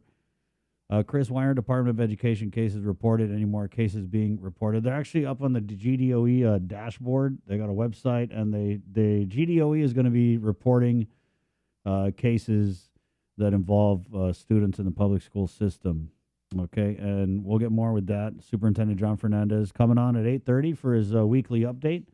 All right, so they are actually reporting those numbers. But Michelle, I think why you might be a little confused is because they weren't previously reporting those numbers when the kids went back to face-to-face learning. There was what we had heard from GDOE and then from the Catholic schools was that, oh, we're so busy standing up this face-to-face, and we just didn't see any of the cases reported. And then there was also this thinking that the students had come back to school and any like positive in the first couple of days of school would have definitely come, if you look at the incubation period, from the community setting. So that's what is going on there with the student positives and the reporting of those positive cases. Michelle, thanks for watching. Chamberita Rages, Chris Malfunction Barnett, what's the name of that song?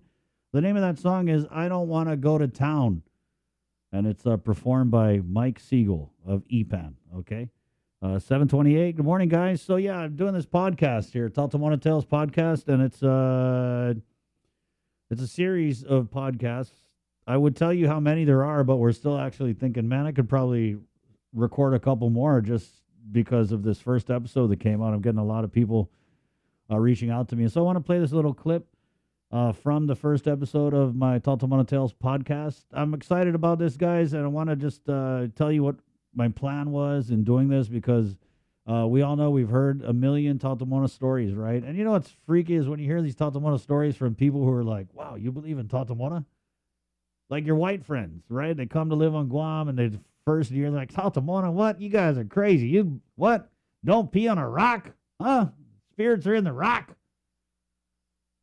Then a couple years later, it's like, well, I got a Taltamona story to tell you. So that's always interesting to me. But what I wanted to do was kind of like just set the table in this first episode and look at some of the information on Taltamonas from like an academic standpoint. And so I was able to sit down with anti-doctor Marilyn Salas Walter. And she was just so excited. She's working on this research project. And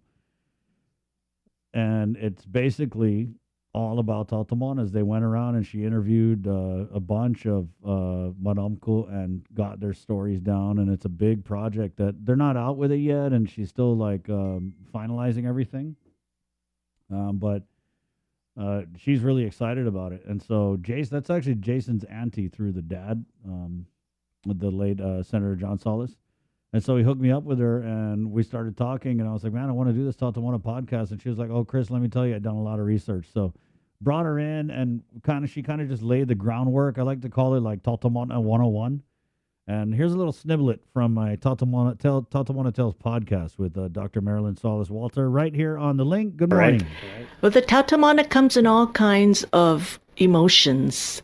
They can be, you can fear them, or they can be happy, they can be playful, they can be your protectors, they can work with you. So who are the Taltamona? The Taltamonas, they're the people of before. That's what Taltamona means, the people of before, which means even as of yesterday. But they are our ancestors, the Chamorro ancestors that live on the land and share it with the living throughout the Marianas. And we have our Taltamonas the rest of Micronesia has their own, like the boogeyman of the United States, right? Right. What we're talking about today are powerful and significant topics in Chamorro culture. And why I say that is because they hold our traditional values and practices through these stories.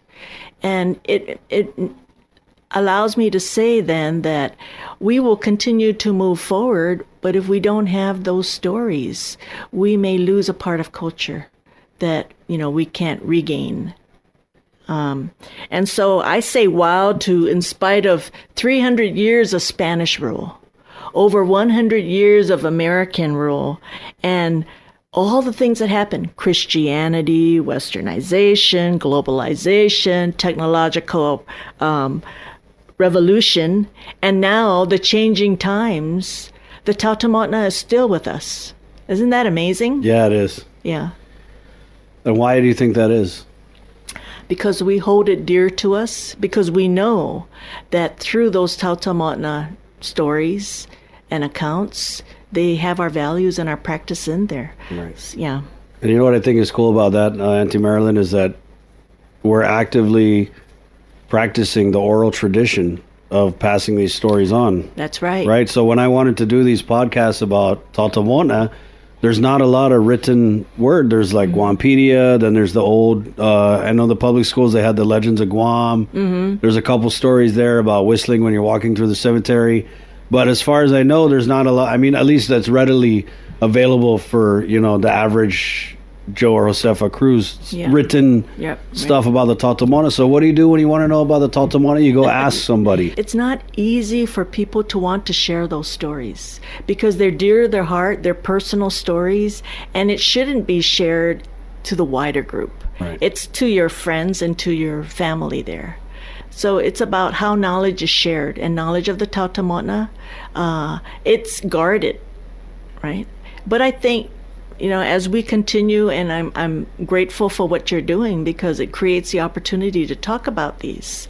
Others have tried, but I like the sincerity of how we capture the Tautomotna and the practices because there are good, there are happy, there are protectors, they work with you, or they could be malevolent or vicious.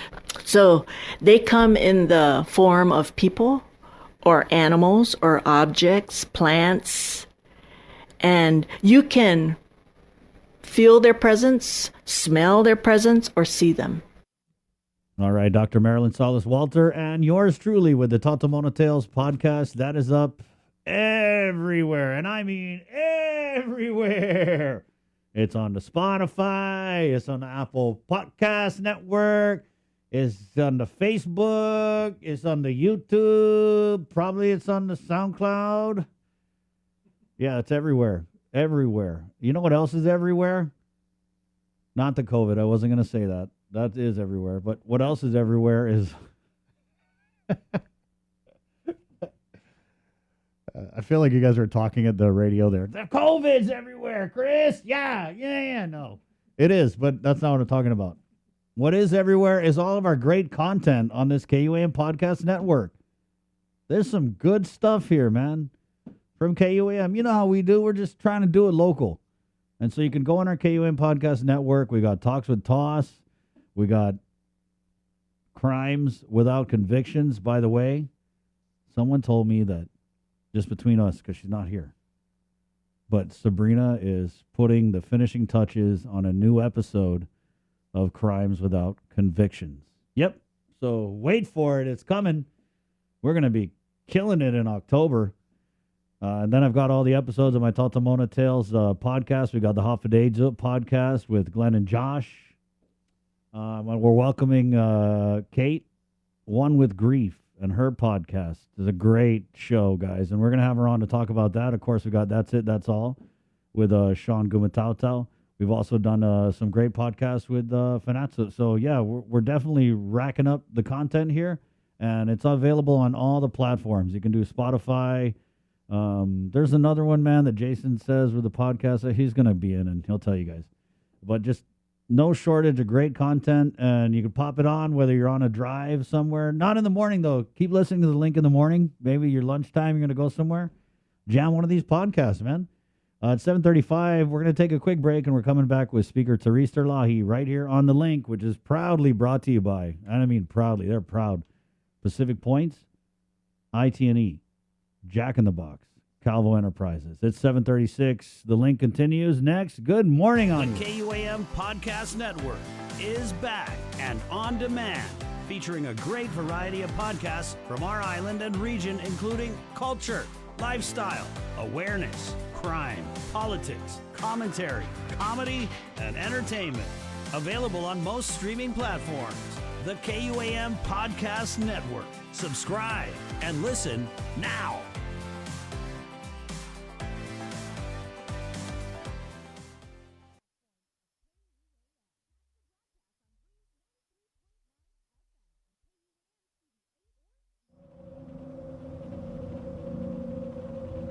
The Totomotna Tales. October on the KUAM Podcast Network.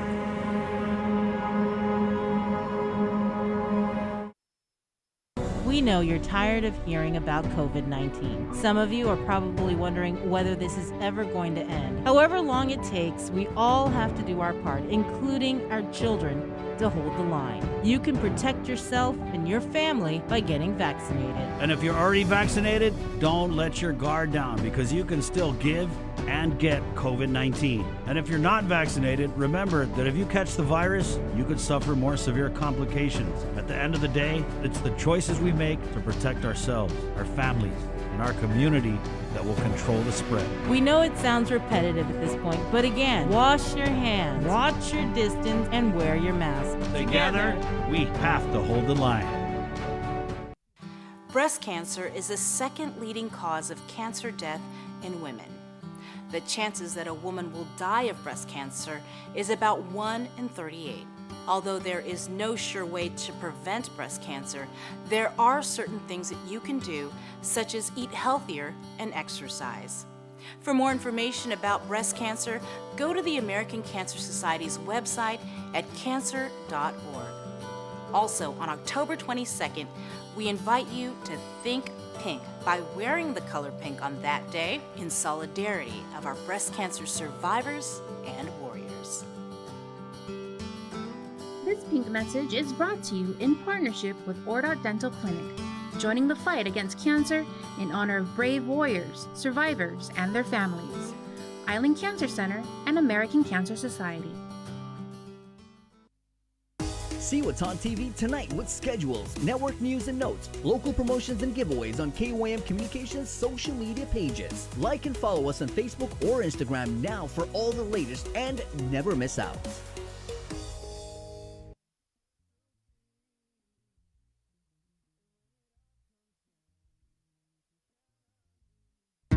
Learn about people and organizations making a difference in our community on the greater good every Wednesday during The Link. Building awareness, promoting events, generating change. Find inspiration to seek out the greater good every Wednesday. Listen, watch, stream. Miss The Link? Miss a lot. Presented by Jay Goodman, a happiness company, and Guam Windward Memorial. Celebrate life. KUAM's multi-platform morning show, The Link, just got a little more delicious with Feed Me Fridays. Chris, Sabrina, Jason, and the rest of the morning crew will take some time off each Friday to talk, taste, and tempt you with all the latest and greatest food and drinks on Guam. Old faves, new hits, and everything else we can put in our bellies. It's Feed Me Fridays on The Link, brought to you by King's Restaurants, Ruby Tuesday Guam, and Devondale.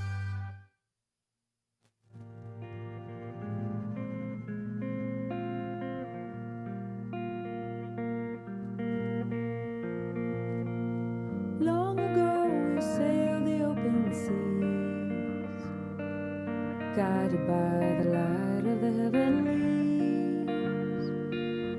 I can hear them calling out to me.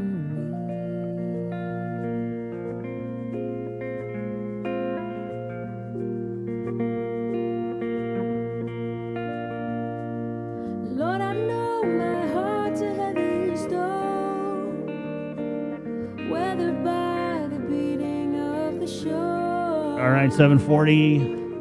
The link, it's Wednesday, October 13th. A little bit of Micro Child. Thank you. F. Glenn comments in here. Thank you so much, KUAM, and the link of the KUAM Podcast Network for this opportunity. Of course, my friend. Chamarita comments, I have experienced it. Jungle Tatamona is stronger than the village Tatamona. Oh, you got the country Tatamona, and then you got the city Tatamona, right? May Conception comments, little off topic, but we'll take it. Everywhere is Bula federal funds, but where are the funds? Equa Adelup. Yeah, it's a long game, man, and I feel like the administration kind of wore people out. I mean, we've been asking about this plan.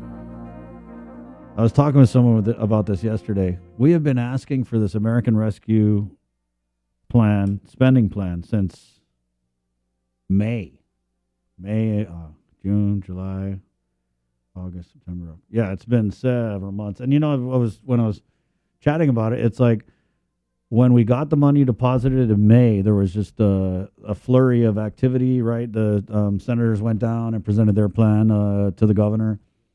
And then people started asking for the plan, and then it's like we quit asking about it, and then we started asking about it again, and then we quit asking about it, and then we started asking about it again, and then we quit asking about it, and now we're asking about it again in October. But frustrating, to say the least.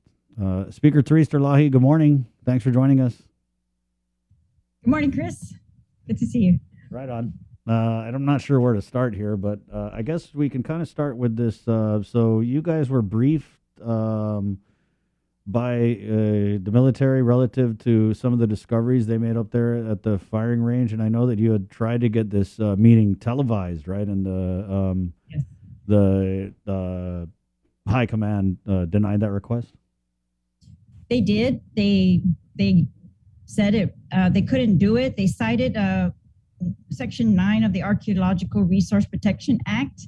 They also said this: the issue is, once the information is public, it is public to everyone, including those who have access to the areas in question and who may not have a historic lineage to these human remains. And I found that very ironic. Yeah. Because they're the ones who don't have a historic lineage to these remains, and they're the ones who are discovering them. And have access. And I don't think most of us Chamorros have any access to those areas, especially under construction, or, and of course, base access is very limited. But so I had asked for the meeting because, I had asked for this at the programmatic agreement annual meeting that they have. I had just made a comment that the information that they provide is kind of a list of, we found pottery, we found this, we found that, but it really gives us no context. It doesn't show us where they found these things. It doesn't show us, where that was in relation to what we call magua, where the pottery, where the lati, where the lusong were found in relation to where the human remains were found. All of that, I think, give a much clearer picture.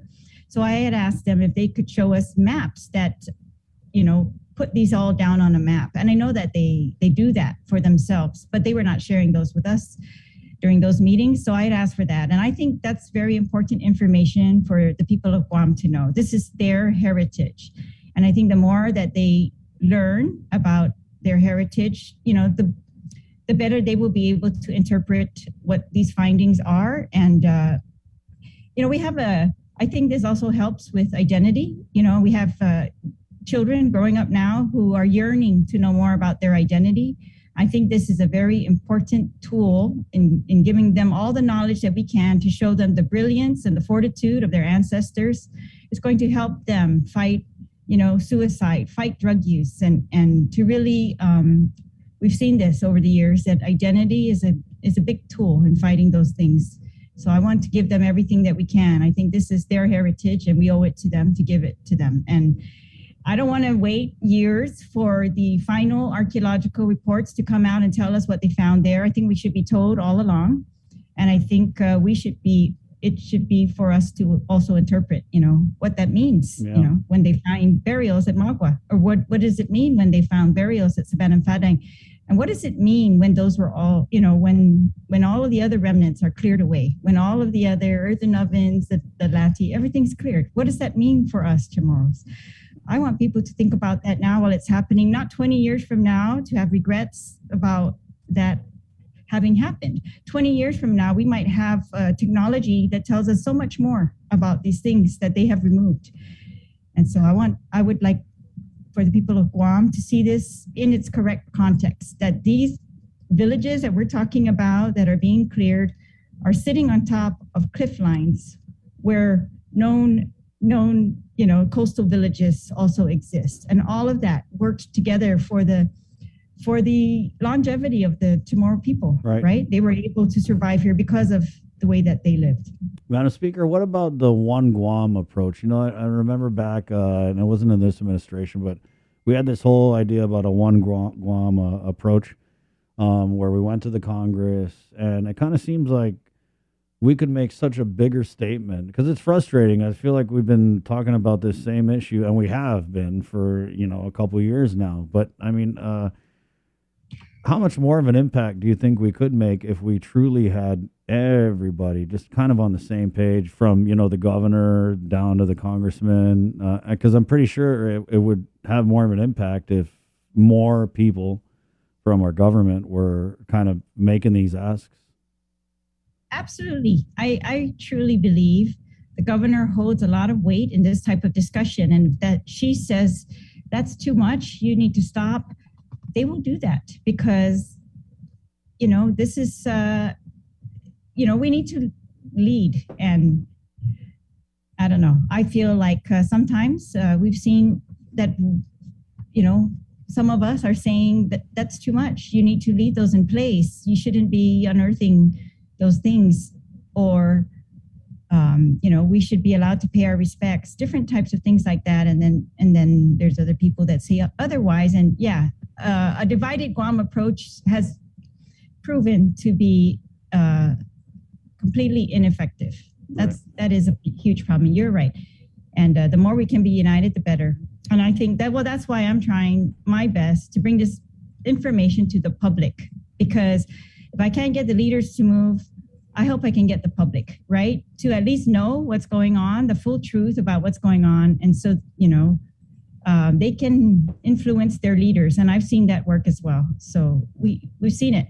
Leaders are very resistant to, stopping any of these types of projects, but it's the people who have demanded it, or at least, to be shown what is really there. Right. Yeah. I mean, to me, it was a great rallying point, because we have this whole museum where, our kids theoretically, and don't we all want at the end of the day for them to be able to go there and learning about Japanese terracotta warriors is cool, but to really just take a deep dive into these discoveries that are being made and the knowledge that they're going to share. I mean, there's some very significant archaeological discoveries that they find and we just know nothing about. You're right. I wanted to move on here a little bit. We did a story on father and a daughter, original landowners of the property over there by Eagles Field. And I know that there's a list of probably about 18, I want to say, probable original landowners that I've seen anyway. And I know you had a hearing on this in April. And so anyway, I was able to interview Mr. Henry Tenorio Flores and his daughter. I don't know if you had seen the story, but they were kind of reacting to comments the governor had made on our air about how original landowners of property in that area where she wants to build the $1 billion health complex, how they were already compensated for land that was originally theirs. And, given the long history, it's kind of interesting because when Bree was here yesterday, she was talking about how when she first came to Guam and started reporting on news, so much of the conversation was about land taking and returning lands to the original landowners. And that's always been one of the big hot button issues on Guam is land, right? Because we have so little of it and there's a deep history of it. So I just wanted to get your reaction, because they obviously felt very differently from the governor when it comes to compensation. Well, so do I, Chris, and I want to make that very clear. I think I am with those people who came before us, including Angel Santos, Mark Forbes, Ben Pangilinan, who said many people actually, and they were able to get, I think, unanimous consent by the legislature. The governors all signed on to it at the time, that any excess land, any land that the military finds excess to them, not necessary, will be returned to the government of Guam. And when it is returned to the government of Guam, that the government of Guam will in turn return that to the ancestral landowners. And that was supposed to be in recognition of the unjust compensation that they had received. As you know, they had been supposedly compensated after the war. Well, all you have to do is read the land records. It's a very clear history that was not sufficient. It was nominal. And decades of these landowners lived in, poverty after that, many of them. And we've seen this. This is one of the reasons why the Chamorro Land Trust was implemented as well. But the government of Guam at the time made a commitment, a very clear commitment, that if the land is returned to the government, we are going to try to return this to the ancestral landowners. If we can find them, we can identify them. And that's why the Ancestral Lands Commission was created. And so I would like to see that. I don't want to create some new policy where we intentionally bypass the Ancestral Lands Commission and intentionally ignore that policy that we have had for so many years. And that is really, it was a justice policy, right? Despite everything that the federal government might be telling us, we wanted to do right by the people of Guam. It's like work claims, where we are paying ourselves work claims, because of the injustice that occurred. Same thing with the land. We recognize the injustice that occurred in the land takings, the continued injustice over decades, and that we wanted to make that right as best we could. It's very hard to do that decades later, right? Yeah. But the government of Guam adopted a policy to do that. And I stand with those landowners that I think that that land that is excess to the military should be returned to the government of Guam. The government of Guam should not find, clever ways around that. Let's lease it back from the military instead of just demanding that it be returned because it's excess. That's a huge departure. That's why Angel Sanchez is one of our heroes, because he fought that, right? He showed everyone that it is right to return this land to landowners. And it is right that if land is not necessary,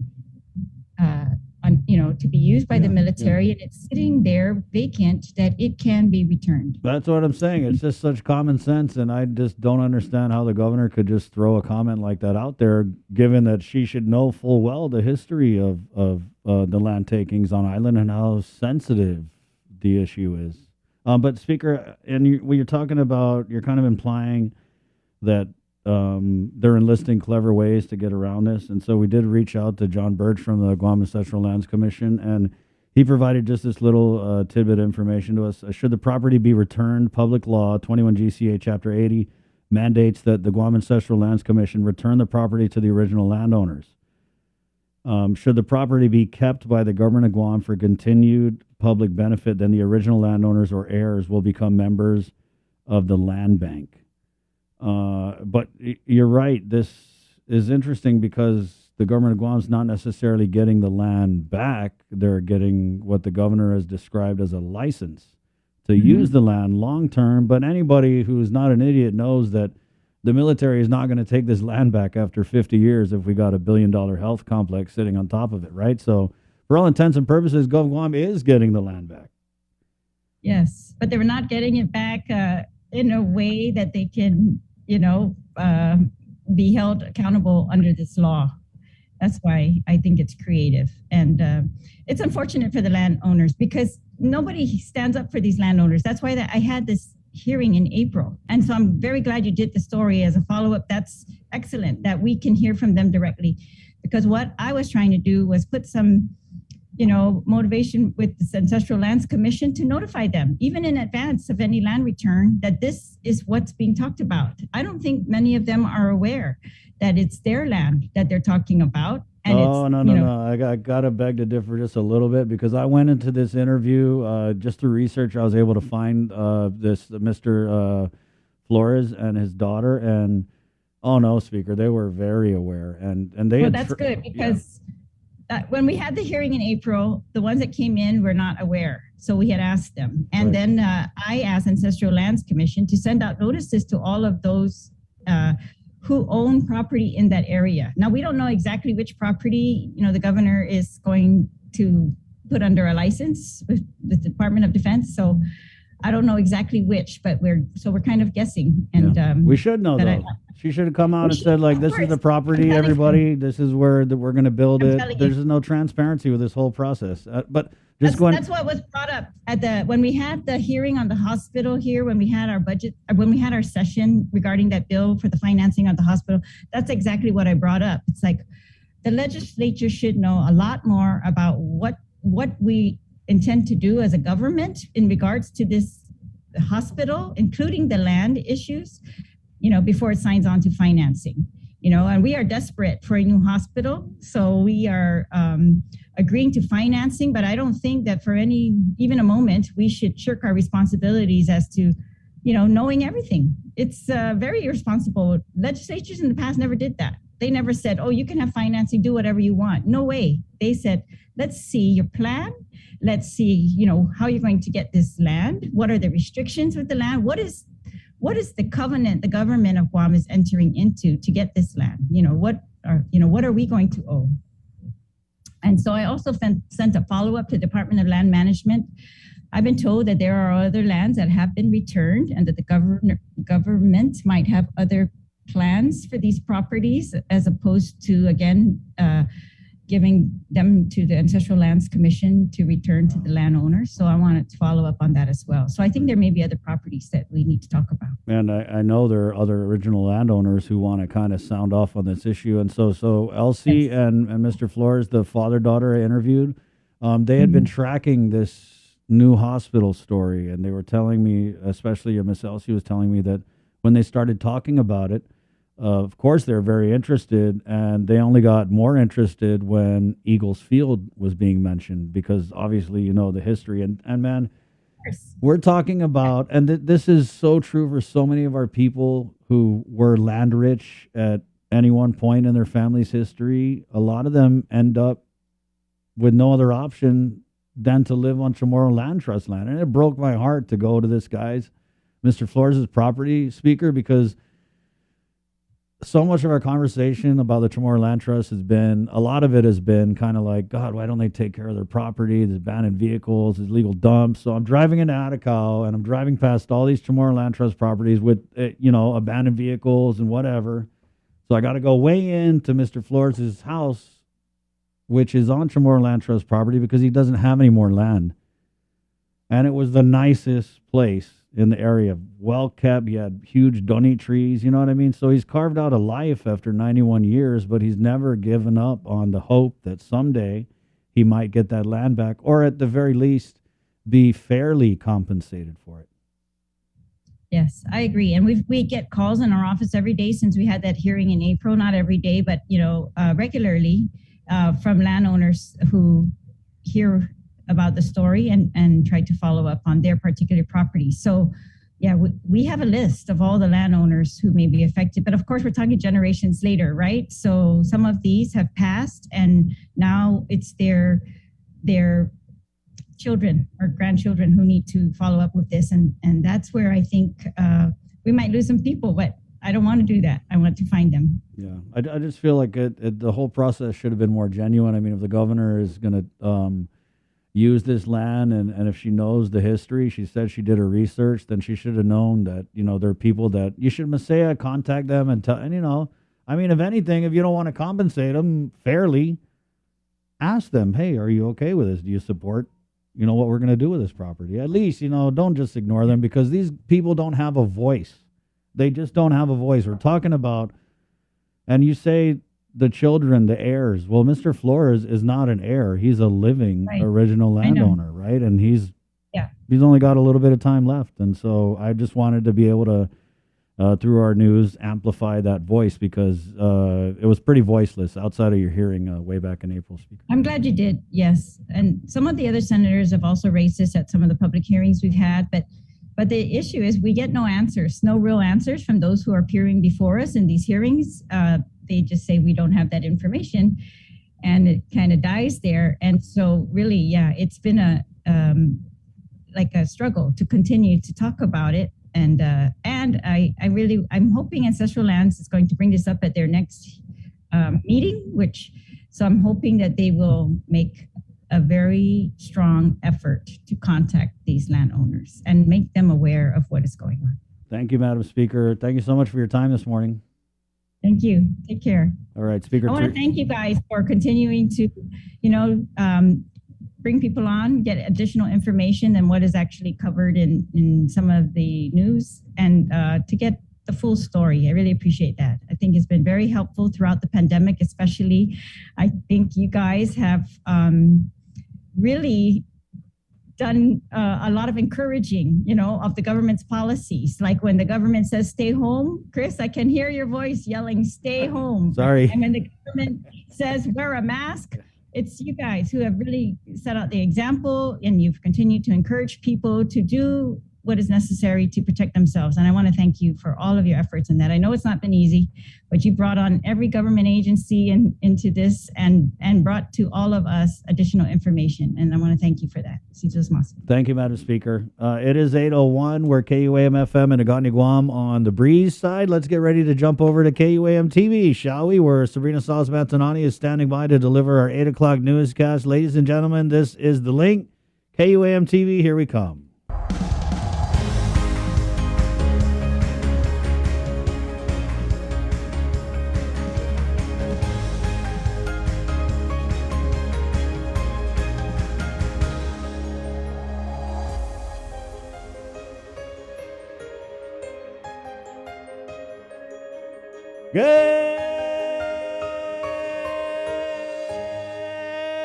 Good morning, Guam. Right on. Good morning, Sabrina. Good morning. Good morning, traffic out there? Jason. It was all right. So your commute from Tamuning to Harmon? Jerry. Jerry, Did you take Airport Road, or you went Marine Corps Drive? Marine Corps Drive. all the Nice. way. Right on. Way to go. Oh, guys, I do have an update from the Asian Cup qualifier in which Guam's men's national soccer team, the Matao, played. Our boys dropped their game versus Cambodia. Devin Mendiola, Guam's own, scored first. Cambodia then hit the back of the net twice. So Guam played Cambodia today. Our guys fell in the AFC Asian Cup qualification match against Cambodia 2-1. Oh, wait. So they scored a goal! Nice. Very- We need to get a Vuvuzela in here. Remember that a few years ago when the World Cup was in Brazil? All I know right now is somebody got some new headphones. Hey. Yeah, I broke my daughter's. Your I don't rainbow even know how- headphones? Yeah, Yeah. it was hers, but I Yeah. broke it. So So you turned in the rainbow and you went for are those kitty ears or bunny ears? yeah, check this out. Wait, let's see if it works. Let's see. Don't tell me they Oh, light God. up. Wait. Be extra. Can they see? Wow. Oh, wait, look at that. What? Red light, green light? No, they Totally extra, right? Yeah. Oh, it goes through the whole color spectrum. Nice. Yep. Okay. Where'd you get that? That's our truth light. And you look into your Sabrina's headphones on the Zoom and you get hypnotized by those lights. Okay, so you guys know software is my thing, right? I wonder if I could actually hack that and tap that into what mood Bree is having based on like her blood pressure. I'm pretty sure you could. Wow, that's really cool. Bree, was that an online thing or locally? No, it was like go next door because you really need headphones, and you need to replace the ones you broke. Those are nice. So I bought me a pair, and then I bought Ty a pair. Those are really cool. Those There's only like, I mean, I don't have an issue. I'm totally confident in my masculinity. I would totally rock kitty cat headphones, but did they have like tigers or something? No, this is it. Oh, was there a bunny?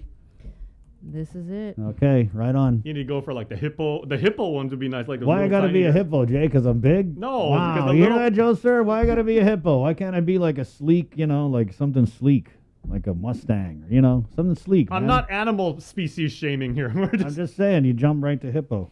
It's 8:04. I would be like the giraffe, like the little tiny. Oh, you definitely would.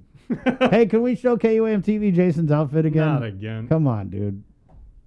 Thank you, Joe, Okay. sir. And then we'll get Again. into the news. Bree, did you see what your boy's wearing today? Yeah. And so what grade do I get, teacher? Because of course, okay. So I got up this morning and I was like, hey, it's cold here when I get into work at 3 a.m. Right? I knew I had like a denim shirt, Apparently, I had denim shorts or jorts, as you guys have been calling them in the comments. And then, of course, you got to go with the black shirt to match the black mask. Apparently, it's all right because I'm Saved by the Bell. Right on. Way to go. Just wanted to share that little bit of denim fashion with Jason Solis here. Right out of the, I want to say 90s, man, because your shirt's tucked in, you got the inside shirt. Oh, and guys, I actually have to leave at 9. I have to head off the show because I've got a audition with Color Me Bad after this. Yeah, Color Me you know, Bad. the lead singer is from Oklahoma. Oh, that's right. Is it, yeah. Wait, which one in Color Me Bad? The guy that looked like Snow, or the guy that looked like Kenny G? You or kind the- of look like George Michael, the main singer. Yeah. Right? Yeah. The lead singer. Yeah. Color Me Bad, man. They came to Guam. They Yeah. did. Yeah. What was that before or after Crisscross? And then the concert never happened. I wasn't here for Christmas. In the history of Guam. Okay, let's diverge for just a moment, right? And jump You in. should do a crisscross outfit this week and wear your stuff backwards. Jump in comments, everybody. Link fan, because we need your help with this. What are all of the big concerts that have come to Guam? Because we know Quiet Riot came here. That was what, 84. Dio. Dio was supposed to come here, but the Oh, he Archbishop didn't turned come. that down. That's right, yeah. Dio was supposed to play, but the whole thing about remember the logo? You turn Dio upside down, it says devil. Right. Remember that? Then Expose came here. That was the only concert I've ever been to in my life. That was in 1990. And then the Latina girl, and I was in the front row. She actually held out, and she's like, "When I look at him," I was like, "Oh." Yeah. So Skid Row came here. That was in 93. 18 and alive, you got it. Carlos Santana has come here, what, twice? He played at Paseo. Great concert. Bobby Brown's been here once. Yeah. The Jets came here 2 or 3 times at least. Who else? Ashanti came out here, right? Yeah. So did Steel Pulse, Montes Yahoo, Steel all the Pulse. reggaes in the park. Yeah, we've had some great concerts here on Guam. Ocean. Remember that guy, Ocean? He was what? He was a New Caledonian? Or No, was I he think he was a white guy who grew up in PNG, Papua New Guinea. Papua New Guinea. Yeah. Okay, but he had that great song. Hey, you pretty wahine, I wanna know what you're all Yeah. about. That was a There ain't jam. no doubt I want to check you out. Yeah. My heart's with the drown and And I mean, the love drought. he came here Good and he jam. played that song, and you would have thought Elvis entered the building. I mean, he was so beloved. But his and so bigger embraced. song was that Mary Leva, which is that Mary Leva. Oh yeah. What, that was a bigger hit than Pretty Wahine. Yeah. Hello. Yeah. It's 8:08, guys. Wednesday, October 13th. Okay, so share your concert comments, everybody. We want to know. Let's go ahead and get into the news now. Okay, I'm doing news. Okay. With Jason Solis from the KUAM News Team. Good morning, Jason. All right, good morning, everybody. Tomas Manglonia, who apparently just went through testing, he's still in the CNMI. He's going to join us momentarily. But we do want to tell you about the very somber and sobering news that our island community continues to mourn the loss of 3 more of our neighbors this morning, as that many COVID-related fatalities occurred between October the 10th and 12th, according to the Joint Information Center. The 215th such fatality was an unvaccinated 73-year-old woman with underlying health conditions. She passed away at GRMC. The 216th COVID-related fatality was also unvaccinated, a 71-year-old woman with underlying health conditions who passed away at the Guam Memorial Hospital in Tamuning.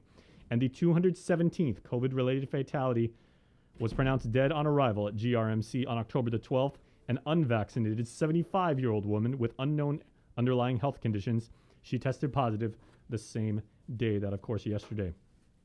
56 island residents are currently hospitalized, 10 in the ICU, and 8 receiving ventilator treatment. Out of those in the hospital, the 56 hospitalizations, I should say, 32 are unvaccinated. As far as testing, 185 new COVID cases out of better than 1,400 tests have been performed. 74 cases were identified through contact tracing.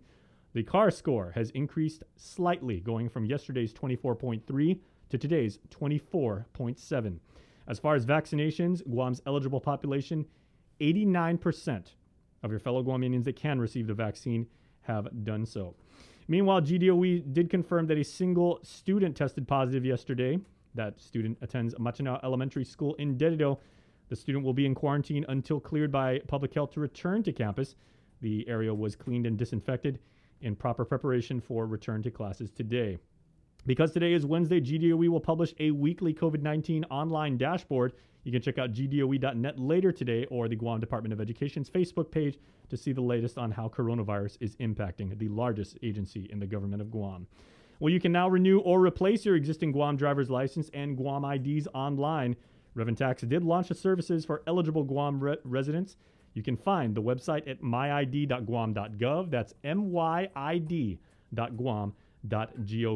if you would like to renew or replace your existing Guam driver's license or Guam ID. Let's go back to the newsroom now where Hannah Devanzo is standing by. She has this morning's news update. This news update is brought to you by Pacific Points. Do more, get more. The governor owes the mayor's council $32 million in American Rescue Plan money. That was the subject of a meeting between Congressman Michael San Nicolas, Senator James Moylan, and Mayor Council's President Jesse Allig. Here's more. The media was allowed to listen in and ask questions after the back-and-forth discussion. Congressman San Nicolas and Senator Moylan explained that they based their conclusion on this document, which states that $19.5 billion of ARP funding should be distributed to non-entitlement units of local government, or in Guam's case, the villages. They say the village share is about $32 million and should be distributed to all 19 on a per capita basis. Mayor's Council President Jesse Allig said he plans to ask the governor for the money. But the more people, the bigger the share. And Allig says all mayors have village improvement projects to spend the money on. They say the ARP money has been sitting idle for months, and they only became aware of the village allocation when Moylan traveled to Washington and started asking the congressman questions about the funding. They checked the Treasury guidance and found it. For Guam's News Network, I'm Nestor Lecanto. Local tourism businesses are hanging on by a thread in the face of a drastic plunge in visitor arrivals. The GHRA, among others, is calling for more assistance for the hard-hit companies. In a news release, President Mary Rhodes asked government officials to provide a much-needed lifeline of local and federal support to the Pratehi Inalata program. Organizers are seeking some $75 million in grants to benefit a wide range of businesses, from travel agents to optional tours. Here's more from Lou Leon Guerrero. I will be very supportive of any kind of push or investment into the tourism that allows and solidifies employee of people, the employment, and to making sure our workforce is supported and maintained and sustained. So I don't know about the amount, but I am already in discussions with GITA and our senators to figure out some options to help out our local businesses around tourism. The group is also seeking support from Congressman San Nicolas for additional federal funding programs for Guam. Meanwhile, there was no sugarcoating of the tourism stats when GVB officials appeared at the legislature for an informational briefing. Officials say a survey of regional and global expectations predict that pre-COVID tourism levels are at least a couple of years away. GVB Vice President Gary Perez says their in-country survey of key source markets show that a significant percentage of people won't travel outside their country until the pandemic is over. In Japan, it was 73%, Taiwan 52%, and Korea 43%. Perez also discussed Guam's arrivals for the fiscal year of 2022. 5,000 next year, and we believe that 130,000 is achievable. This compares differently from a lot of the feedback we're getting from the industry. But again, we're still trying to plan for, or rather, plan for the worst case while we, manage our limited budget. For perspective, 130,000 arrivals was a good month pre-pandemic. Last fiscal year, we saw just over 60,000 visitors. GVB officials are also talked about the 3 initiatives that they're focused on: scaling up vaccinations, continuing to prepare Guam as a destination for the eventual recovery, and coming up with an effective communication strategy to promote tourism to the local community and our source markets. With Guam now 89% vaccinated, what is public health doing to help ease the island's COVID numbers? Here's more.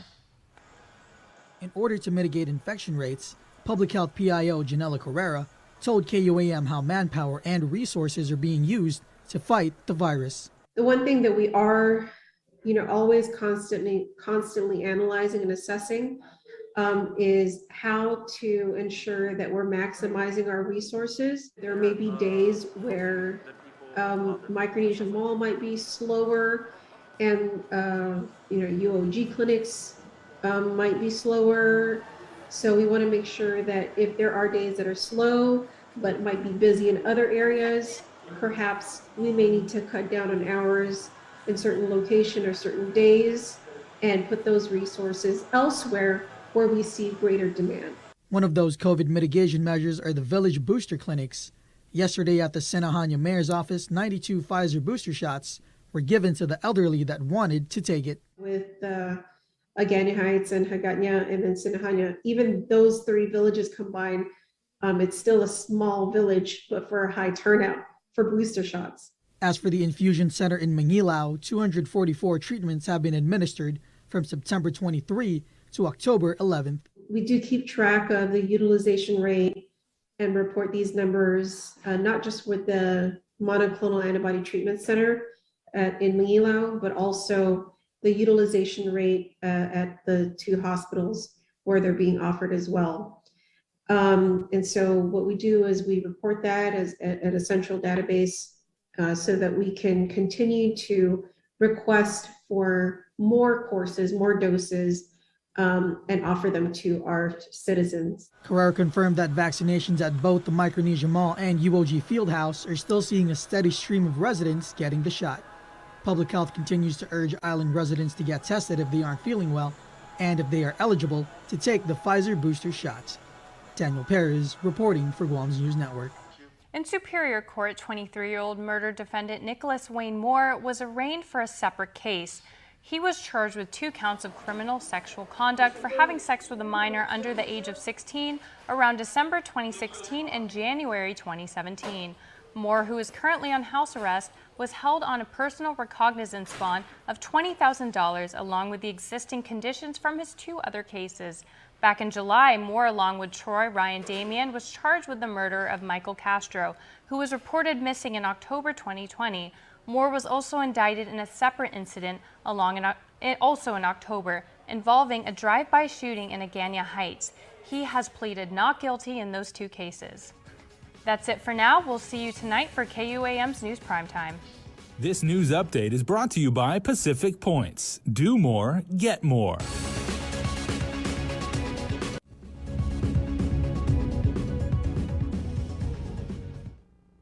All right, we're going to show you another story that we debuted last night during KUAM News Extra. A very, very emotional story. And our very own Joan Uggencharfers candidly shares a story of 2 COVID survivors, one being her daughter.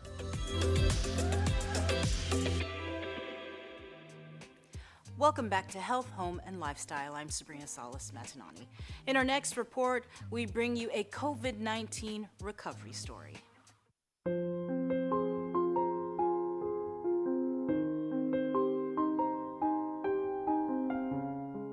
It was in October last year when my daughter, 29-year-old Raisha Charfris, and her boyfriend, 33-year-old Simon Nicholas, battled COVID-19.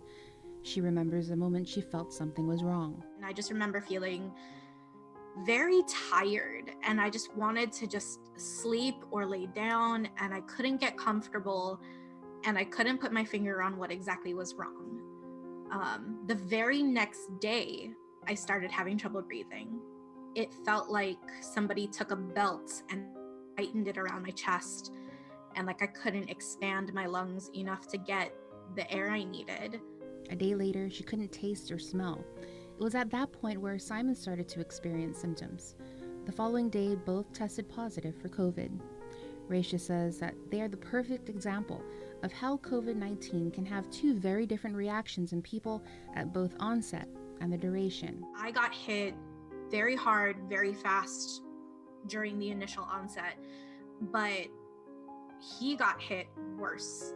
So after, even though his symptoms in the beginning were really mild, Simon was actually the one who ended up in the hospital twice and was actually having complications because of the virus. So he ended up with pneumonia as a result of COVID. For his first hospitalization, Simon was at Guam Memorial Hospital for 3 days, but a day after he was released, he was admitted again. That time was a bit of a blur, but all I remember is I had high fevers, close to 102, 103 during that time. I wasn't able to keep any food down, any liquid, and that's the primary reason why we went to the hospital, is because I was dehydrated and I couldn't eat anything, and well, we were afraid the worst at times. The hardest part?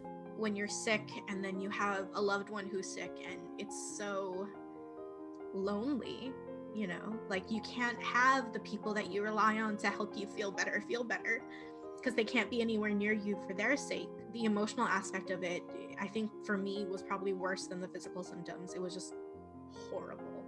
And with the island experiencing its third wave and over 200 COVID-related deaths to date, the couple continues to take the necessary measures to ensure they and the ones around them are safe. Before we even start our household chores or cleaning or anything like that, we clean ourselves. Especially when we go out, we sanitize more. We make sure that we have some sort of hand sanitizer with us and just something to sanitize the vehicle wherever we go, especially when we come back from work. And I guess just for myself, physical contact is definitely I'm more afraid of it now. So Nicholas wanted to also take the time to extend his gratitude. I just actually want to say thank you to our family that helped us during that time. And also the people at the nurses and doctors at GMH. Yes. Because it was actually pretty hard. I just want to say thank you. As for a message she would like to get out to the community, I'd like to think that we come from a community that puts each other first. It's not about me, it's about us. And we have always relied on each other to do the hard thing, to do the difficult thing, to do the annoying and inconvenient and upsetting thing, to keep one another safe and healthy and happy. Stay tuned. House to Home is next. All right, thanks so much, Joan. Thanks for sharing that story. A memorial service and other news is being planned for 23-year-old Jaron Wheelbacher, as we found out from Tumon Harmon Mayor Luis Rivera yesterday. Since word of the young man's passing made news headlines, she's been inundated with phone calls from the community offering their sympathies and condolences and offering their help. Tumon Mayor Luis Rivera says since word of Jaron Wheelbacher's passing, she's been inundated with phone calls. I just want, everyone to know, this is a very sad and tragic situation. And so many people have reached out, have called in because, the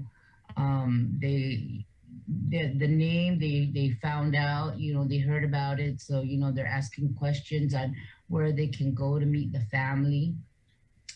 A lot of the classmates and team players, have reached out to us, on trying to get a hold of the parents to offer their condolences. Mayor Rivera has known Jaron since he was a child. Jaron played in our Little League team, baseball, and he was also playing basketball in our gym, with different teams. And so, we watched him grow up throughout the years along with his siblings and then his parents. They're a wonderful family. I met with mom and dad yesterday and was talking to them about putting together a memorial or somewhere that they can have, a meeting place for all the people that have loved him and are, wanting to come together. The mayor says they're still working on a date and a venue, but once everything is finalized, she will let the community know. As we reported, arrested was 31-year-old Fiatagaluia Aki, 22-year-old John Maliaga, and 36-year-old Joseph Decady. Maliaga was charged with aggravated assault and assault, while Aki was charged with just assault. Decady was booked and released for criminal facilitation. Following a magistrate's hearing on Monday, Maliaga is being held on a $25,000 cash bail, while Aki was released on a $2,000 personal recognizance bond. They're scheduled to appear before presiding Judge Alberto Lamarena on October 21st for a preliminary hearing. Additionally, an autopsy is pending, which could potentially lead to additional charges. Reporting for Guam's News Network, I'm Tyler Matanani.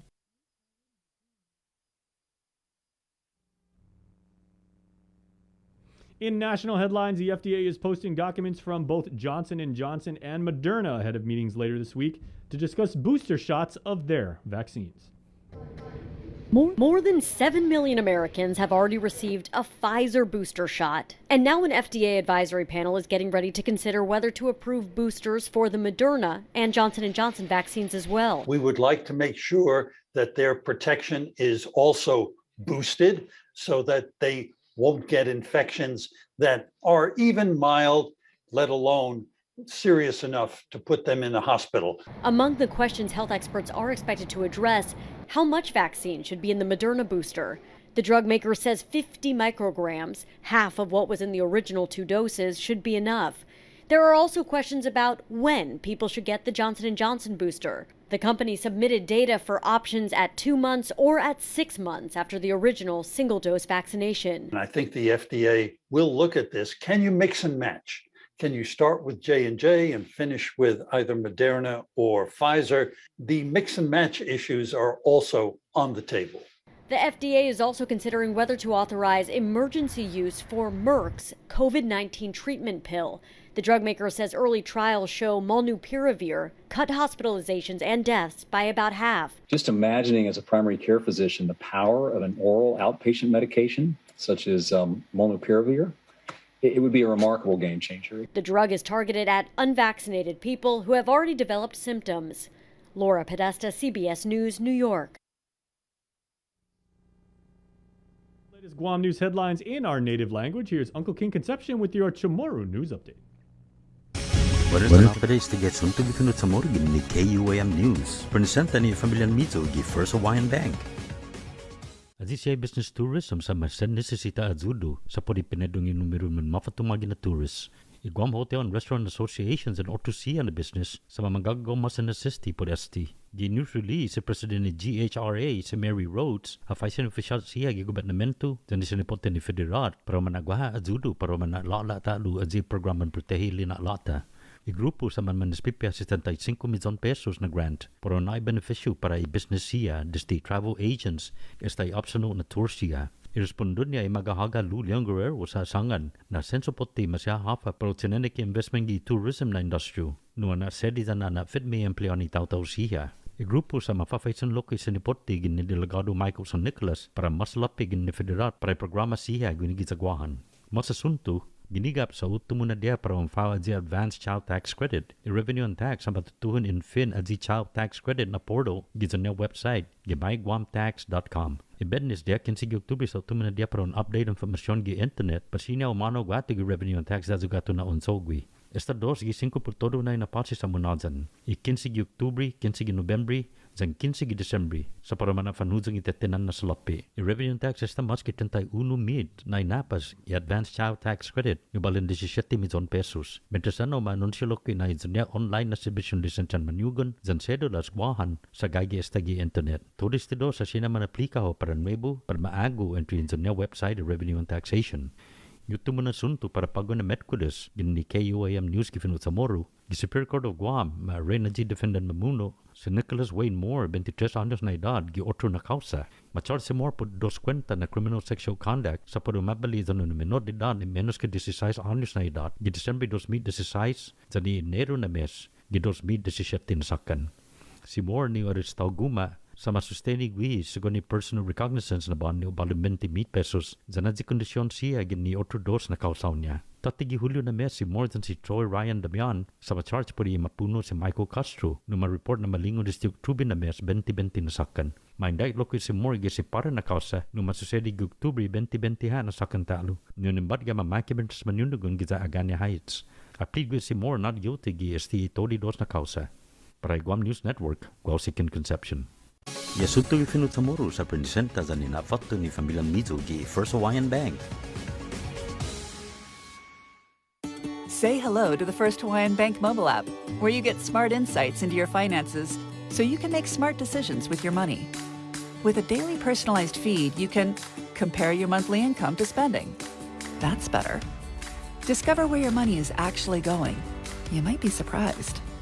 See what's essential and what isn't. The more you use the app, the smarter it gets. With insights from the First Hawaiian Bank mobile app, it all starts with yes. Refresh Guam, as we've been telling you all week, and will continue to because they are awesome. They are rad, as we used to say in the 80s, as per my outfit this morning. And they are the island's newest digital hub. Check them out on Instagram and Facebook for truly local content and daily giveaways. Refresh Guam, truly local. Breast cancer is the second leading cause of cancer death in women. The chances that a woman will die of breast cancer is about 1 in 38. Although there is no sure way to prevent breast cancer, there are certain things that you can do, such as eat healthier and exercise. For more information about breast cancer, go to the American Cancer Society's website at cancer.org. Also, on October 22nd, we invite you to think pink by wearing the color pink on that day in solidarity of our breast cancer survivors and warriors. This pink message is brought to you in partnership with Ordot Dental Clinic, joining the fight against cancer in honor of brave warriors, survivors, and their families. Island Cancer Center and American Cancer Society. Do you feel like you're missing out on something? Make life more rewarding with Pacific Points. Earn and redeem points for bill rebates and free load at IT&E, discounts on fuel at Shell, vouchers at Foodies, and United Mileage Plus miles. You can even pay with Pacific Points at IT&E, Shell, and Foodies. Pacific Points. Do more, get more. The relationship between Guam and Manila, Philippines is undeniable as we share similar cultural traditions, history, and heritage, with generations of Filipinos calling Guam home. KUAM presents a monthly look at the capital city featuring in-depth and engaging interviews on everything from medical tourism to new business and government leaders. Veteran newscaster Nestor Lecanto delivers Beyond Our Borders. This special program is brought to you by KFC and the Medical City, where patients are partners. We are so confused. Lives matter, but some are forced to choose. All right, let's head into the K-Wave News Zoom Room. Keep your head up. Long distance. We have Zoom rooms all across the Marianas, including several that we keep on standby in the CNMI. Just you never know when you're going to need a good Zoom room. Tomas Maglotnia standing by with the daily question. Good morning, Tomas. Good morning, Chris, Bree, Jason, Joe, sir. Yesterday on our daily question, we asked if people supported moving the 2022 primary election from the last Saturday in August to the first. Why or why not? We got a few responses on our Instagram, most of them saying that yes, they do support it. And over on our Facebook, people saying it doesn't really make a difference for them. Someone saying it's the same difference. But I also wanted to share that we'll be posting another daily question at 10. And if you missed that, we'll have it on prime time. And wanted to share a bit of updates from the CNMI real quick. As we reported yesterday over our platforms, there were 4 additional individuals who were identified as confirmed positives for COVID-19. This, of course, bringing the CNMI total to 281 cases since March. And just a quick snapshot of the diagnosis there. So far, only 36 were through community screening. travel confirmed positives through the travel screening process, which is what we're going through right now here on Saipan. I just got tested for on my 5th day of quarantine, and hopefully will be released later today. But 245 of the most recent cases were identified through travel or 5th day testing in quarantine. And as we also reported, there have been 3 deaths in the CNMI, and it's been over 200 days since the last community transmission outside of what's happening here at the quarantine facilities at the Pacific Islands Club or at the Canoa Resort Hotel. And tomorrow we'll bring you a look at one of the polling sites for the special election for Precinct 3 for the House of Representatives. We'll bring you that live tomorrow morning right here on the link, and I just wanted to share those updates from Saipan. Thank you so much, Tomas. Thank you. Have a Stand by.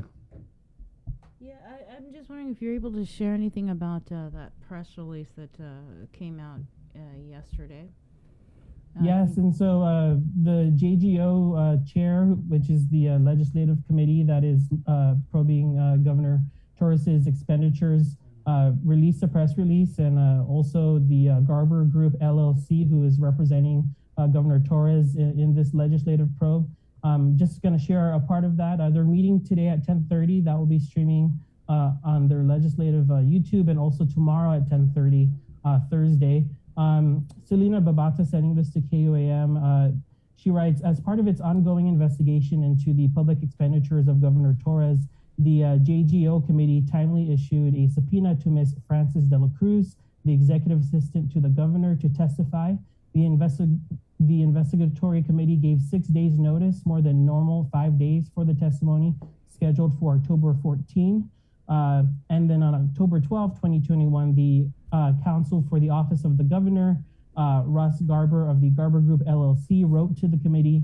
Mr. Garber, who she writes does not represent Ms. de la Cruz, says that she is clearly a senior advisor to the governor and as a result is entitled to testimonial immunity.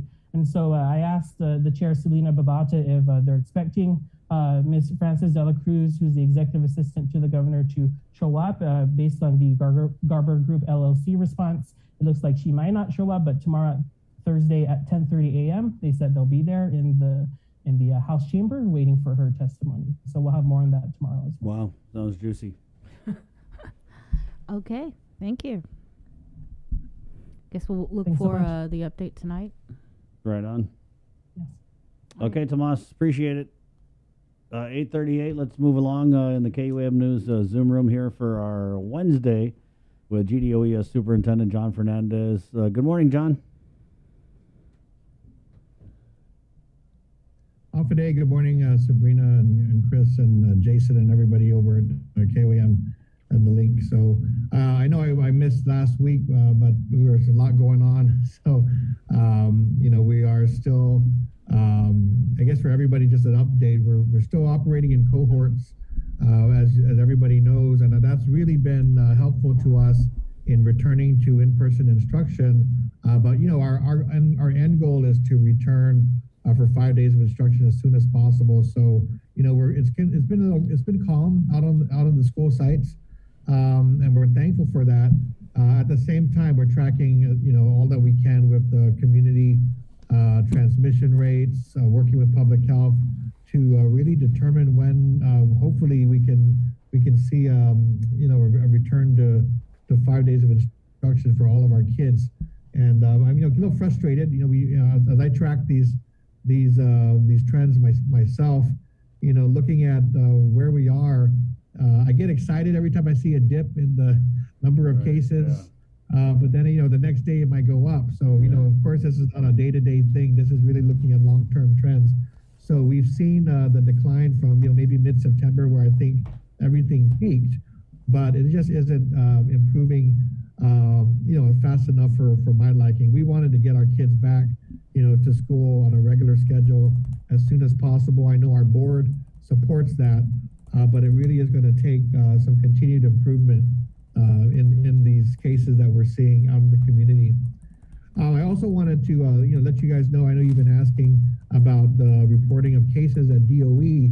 So we're in our third week, starting our third week back, and so we started to put out the daily reports at the end of the day, and then on Wednesdays, we'll be releasing a weekly dashboard to basically kind of sum up and share, what we're looking at the DO, at the central office level in trying to do, assess, the safe conditions at schools.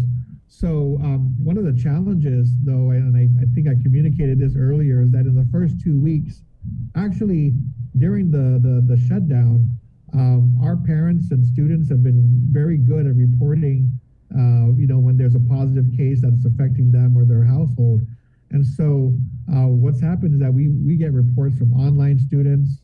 We get reports from households where students hadn't been to school because we were shut down. And then even in these first 2 weeks, trying to sort through the information that we were receiving from families, it's been even up to Monday, we were receiving notifications of positive cases that we then go confirm with public health. And then when we begin to do our contact tracing, we confirm, that not every case that's being reported. In fact, the vast majority of the cases that were reported in the first 2 weeks were not at the school sites. So, for us to issue the reports, it's been very important for us to work with our nurses, work with our school administrators to really determine that for every case that is reported, and again, we're thankful for the reports from the households, from our families, but what we're trying to give our families is an understanding of what risk might be present at the school sites. Meaning that a student who tests positive or an employee who tests positive was at the school site during the time frame in which he or she tested positive.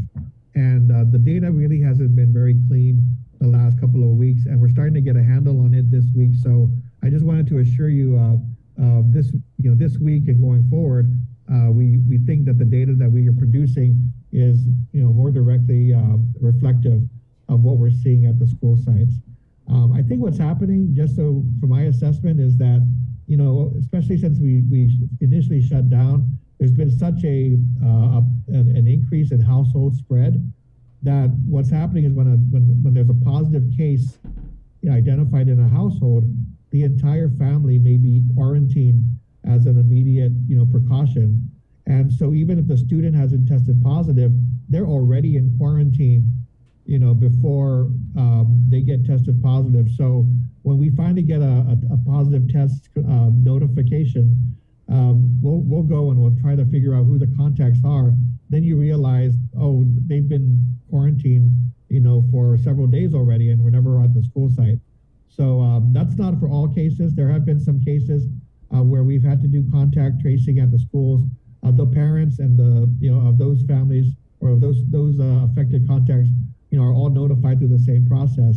But we haven't been able to put together a district-wide summary until we were able to kind of clean the data. So, but I think we've got a handle on it now. We've been trying to sort this out with our nurses and schools.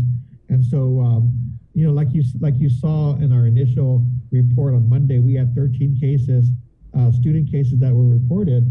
And, yesterday, then at night, after we sent that report out, we got some of the information from the nurses saying no contact tracing needed. They weren't even at school for the last, 14 days. So, it's been a challenge, but I think we've got a handle on it now, and we want to make sure that we bring everybody along with us during the, this tracking and monitoring of the COVID-19 situation at our schools. So just an update on that. And of course, I think I mentioned before, we meet weekly on Tuesdays with public health, their contact investigation unit, just to go over the numbers and to provide some comfort regarding what they're finding, whether there is any risk or concern about spread at schools, or whether these are in fact cases coming from the community spread, which has been ongoing for a while. So to date, there continues to be confirmation from public health that they're not seeing any evidence of school spread, even in schools where you're starting to see cases that are more than a couple during the first week. So we're good with that, but of course we've asked that we continue to have those regular consultations just to make sure that even as we get the numbers, we're checking in on what they're finding through their investigative work, so that we're comfortable with what we're presenting. So I'll go ahead and stop there and take any questions you might have at this point. Before we bring in Isaiah, because I know he has some questions, I wanted to ask about this resolution that was passed by the Guam Education Board on the 7th related to the finances over at GDOE. So it looks like there's a shortfall in appropriations, or can you kind of break this down and what sort of austerity measures that we're looking at for GDOE? Sure. So, I think the bigger context is that since fiscal year 2018, as you might know, DOE has taken about, somewhere between a 12 to 15% cut due to a number of factors. Back then it was the federal tax cuts that went into effect in the middle of our fiscal year, and we had to go through a cost-cutting exercise already. And then, of course, now that just when we thought we might turn the corner, COVID-19 hit, and we know that the overall, island's finances are kind of shaky because of the economy, because of the shutdown, and we've also had to deal with shortfalls in cash in terms of property tax and so forth. So we already understood it would be a difficult budget. What we did going into the budget discussions was, first of all, to prioritize meeting the maintenance of effort requirement. And so we worked with the legislature to make sure that at the very least, make sure we maintain the maintenance of effort, which requires that 30%, requires that a proportionate share of government spending, which is about 30%, be dedicated to education in order for us to maintain access to the federal dollars that are coming in to support our recovery from COVID-19. So, based on the appropriation, we believe that the maintenance of effort will be achievable, once we get through the rest of the year. Now, that doesn't mean that we're not, that we haven't had to adjust due to the appropriations cuts. So we went down about 4.7 million this year, and as we were analyzing the cumulative impact of these budget cuts, the board wanted to make sure that we maintain our fiscal discipline, and in the analysis basically said, look, this is how much it costs to cover our current staffing pattern, meaning all the employees, most of which are warm bodies, actual people in their jobs. This is how much it costs, about 187 million to support our schools. The rest of these funds are going to go to the operations and utilities needed to operate. We recognize already that we're about a $20 to $30 million shortfall on the operational side. And so, I think what the board wanted to do is to assure the employees that, you don't have to watch over your shoulders. We're not, going to go into furloughs, immediately because of the budgetary challenges. What we're asking is that the superintendent review the budget and look for additional areas of savings or look for additional revenue sources to plug the gap that will enable us to pay our utility bills, pay our contractual obligations, and so forth. So, so that's the budgetary situation. There is a gap that needs to be addressed, and the board asked me to come back in 30 days to inform them of what actions are taken to be able to close that gap. And again, whether these are cuts or whether these are new revenues, let them know what that plan is. And if there's a need to go to the governor and to the legislature for more resources, then that would be, an opportunity at the end of these 30 days to clarify what that need is and to go forth and seek that additional support. So that's my task. That's something that on top of everything else, we're doing. I feel optimistic. I think, number one of the things that we're going to be doing is going through what we're calling, it's called a cross leveling of our employees and staff based on our updated student enrollment numbers. So we'll be releasing these official numbers this week, maybe today, hopefully, or later this week. But we're going to be probably midway between 26 to 27,000 students, which is about a 2,500 student enrollment drop from 2 years ago. Most of that drop took place last year as we started the pandemic. We were shut down. So we were kind of wondering about those numbers and whether they would sustain. And we saw an additional decline, at the start of this school year as well. So we're not sure yet. We're still doing our research to kind of try to go back and track what we know about the students who have left. But we do know that with 2,500 students, less, that we need to take a look at maximizing our classrooms because we haven't adjusted our staffing pattern to reflect the reduction in students. So we're going to go school by school. Our school administrators are scrubbing their budgets to see whether there are adjustments that can be made in light of less students enrolled in our school. So that'll be the major exercise on the one hand.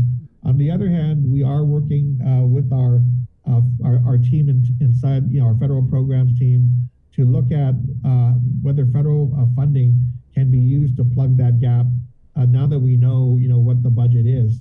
So we'll be looking at that, looking at ways to hopefully get USDOE's approval to be able to address certain areas of spending that would be in line with the federal grants, but would also help relieve some of the local challenges that we are experiencing. So John, just to dumb this down a little bit, just going back to this resolution, are we looking at a $45 million shortfall?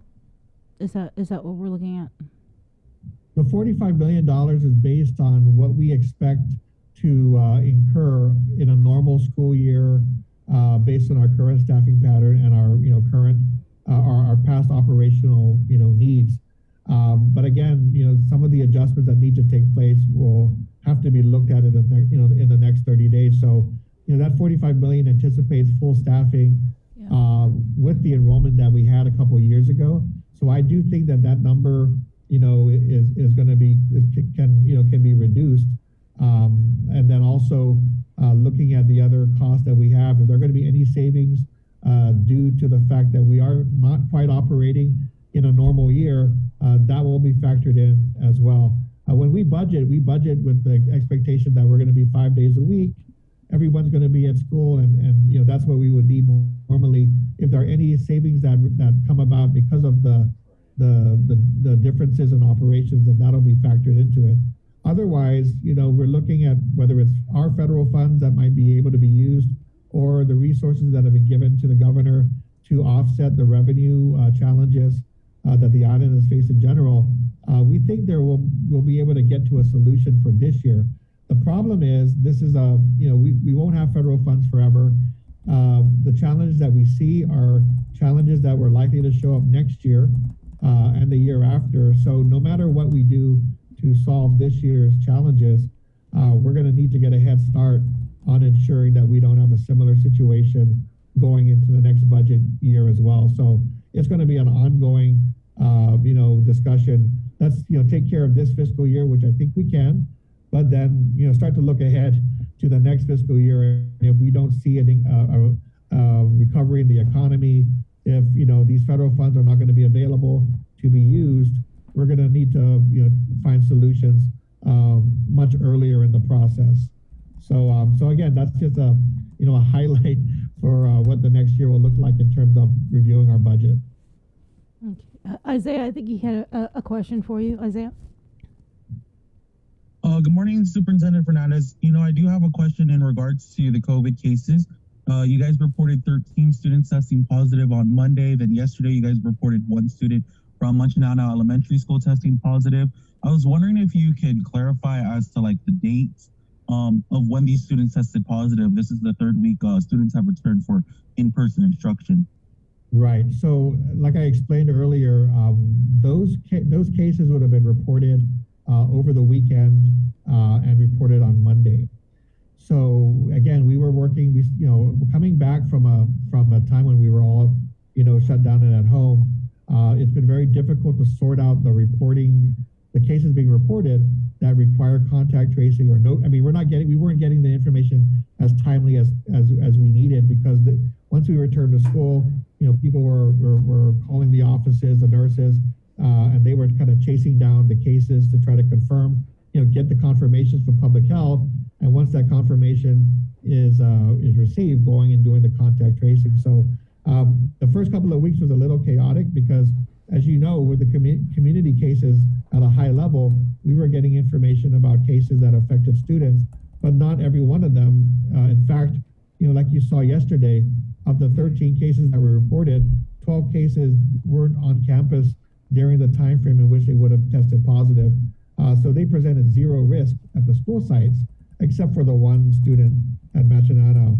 And again, I didn't get that information until late in the day, and we've worked yesterday to try to figure out how do we, ensure that we're getting that information regarding whether the student who tested positive was on campus at all during the time frame in which that positive test would have presented a risk, to other students or employees because they were at school. And so it's a strange situation because we didn't encounter this at the beginning of the year, but now because the spread of the households are much higher than they were about a month ago, we're finding that whole households are in quarantine already before the students test positive. So they may have already been out of school, for the prior week, and then got a positive test, and now are required then to stay quarantined for additional time. So again, it hasn't been easy to sort through those cases. But again, after the first couple of weeks, after continued discussion with the nurses and public health, we're hopeful that we're able to confirm these numbers prior to every evening's report. And I think my team tells me that they think they've got it kind of worked out. So we'll see how it goes this week. Again, we're not trying to be public health by reporting all the cases we know about, because if there's an online case, a student who is online who's positive, but they're not coming to school, that's something that public health can report on if they like, as one of the many cases. But it certainly doesn't present a school-based risk, which is what we want our parents and our community to be aware of. That if a student was at school in a congregate setting, they had tested positive and they were at school during the time frame in which that positive test is identified, then we want to make sure that parents are aware, hey, there's a case. And we weren't able to do that very cleanly in the past couple of weeks. Some cases required contact tracing. Majority of cases that we heard about came back later saying no contact tracing needed. And it was at that point I said, I don't know that I'm comfortable reporting information that we're not really certain of. So I hope that, we've been able to, utilize the public health data to this point to kind of keep tabs on the risk in the community. But we're going to be able to do our part this week and keep tabs and keep the community informed of what we're seeing as schools, school-based risks based on what we're learning from our families. Isaiah, are you good?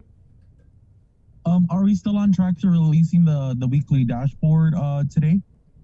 Yes, we are. So again, we're going to be releasing that every Wednesday morning.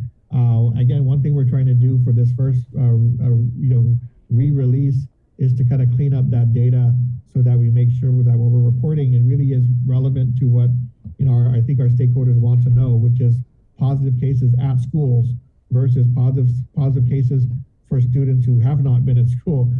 So we're trying to do that. And again, I think we'll get that out, clean that data, and be able to push this out before noon, so that we can share it with our community. I hope that we'll have an opportunity as well later this today or later this week to go over that, so that we're you're clear on what we're doing. So when you report it, you can also have a good, accurate understanding of what we're trying to communicate. What we do is we track overall numbers, then we track the numbers at a school level, and so that you can take a look at where those cases are. We're updating our vaccination rates from what we know, and providing what we know from our consultations with public health. So we'll try to give that on a weekly basis to kind of sum up what we're seeing. And what's different from the day-to-day report is that these weekly summaries are going to give us an understanding of the bigger trends that we're seeing in the department, and will be contributing to our discussions about when the right time will be to reopen schools for all students to return and go back to 5 days of instruction. Isaiah, are you good? Okay, I think he is. So I'm good. Okay.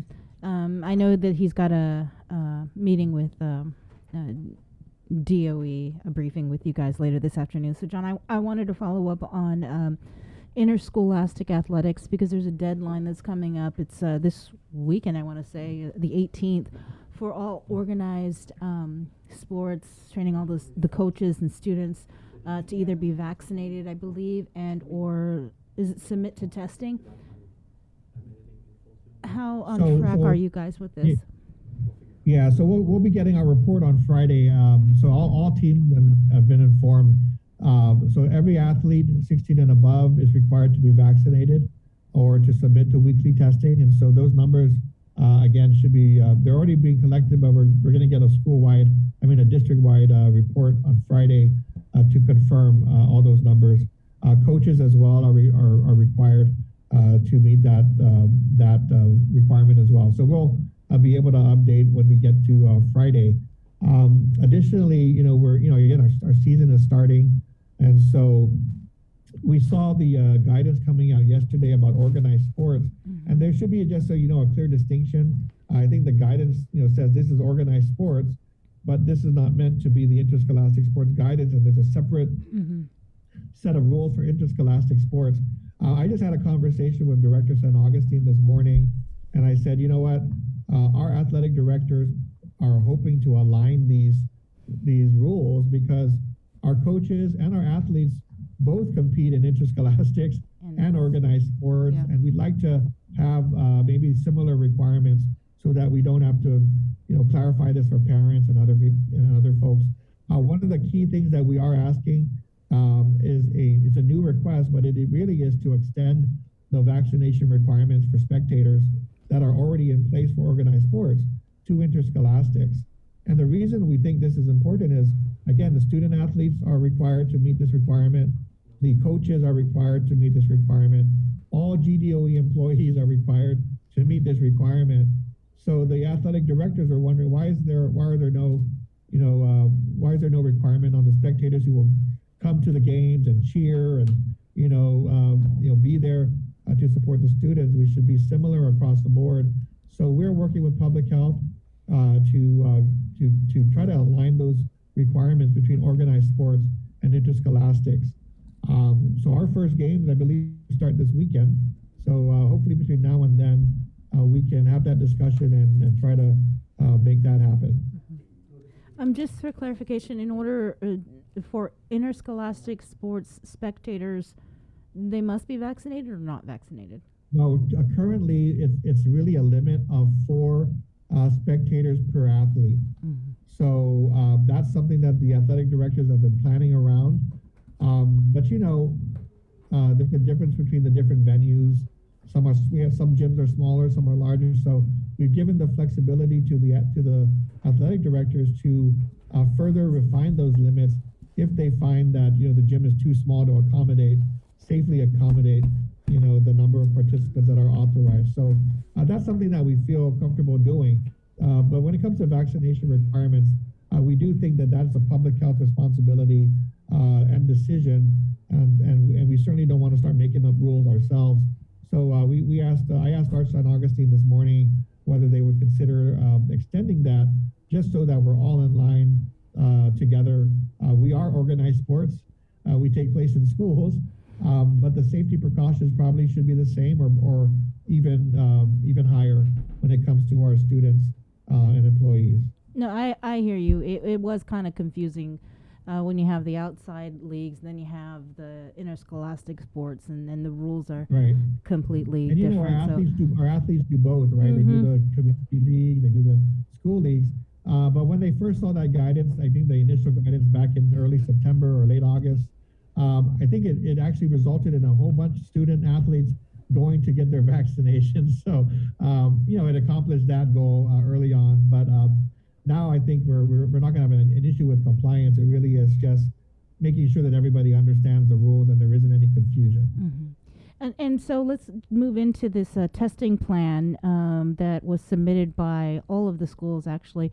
So have you gotten any feedback from public health on the testing plan, the reopening plan? So, of course, we sent our reopening plans to public health. And again, we have 41 schools. And yesterday, the update was that 34 of them had already been approved. And so they're just going through them, trying to catch up with all 41. But we expect all of them will be approved, and we know that Public Health's Environmental Health Unit actually has been out at our schools, just showing up, unscheduled to do their monitoring, and we welcome that. We welcome them to visit and give us their review and let us know how we can improve. And so that's been a real productive partnership with Public Health. So hopefully by next week we'll see all of those reopening plans approved, and we can go from there. When it comes to testing, even though we have a plan, we still have not initiated the employee testing, and that's something I followed up with Director San Augustine today. So for us to do that, we're estimating about 300 employees weekly, meaning these are employees who have opted not to take the vaccine. And so these are employees who only had the first dose. And then there are some, employees that were waiting to get their official response.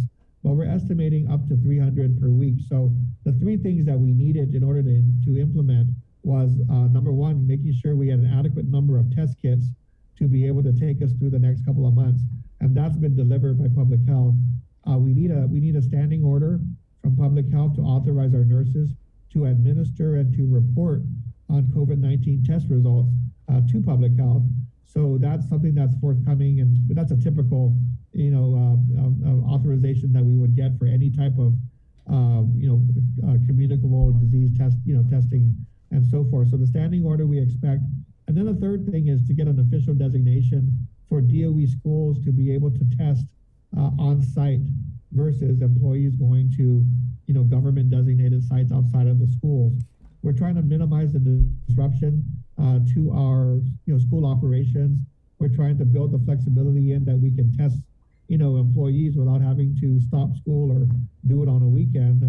And we've been talking with Public Health, and I think that's a workable plan.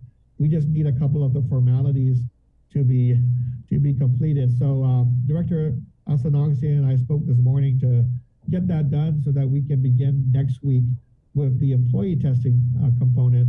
And then, of course, once we get that under our belt, move further into how we want to approach the requirement for student testing. Right. And so you said check test kits. You got enough. Check for the standing order. Check for the designation, right? So those two points need to be addressed. But I think if we can do that this week, then we can commence next week. And that means that the testing for employees will be happening at the school sites. The nurses will be able to say, listen, the time you need to come in, we'll do the tests. We'll work on on getting you the results, and then we'll be able to do that on a weekly basis.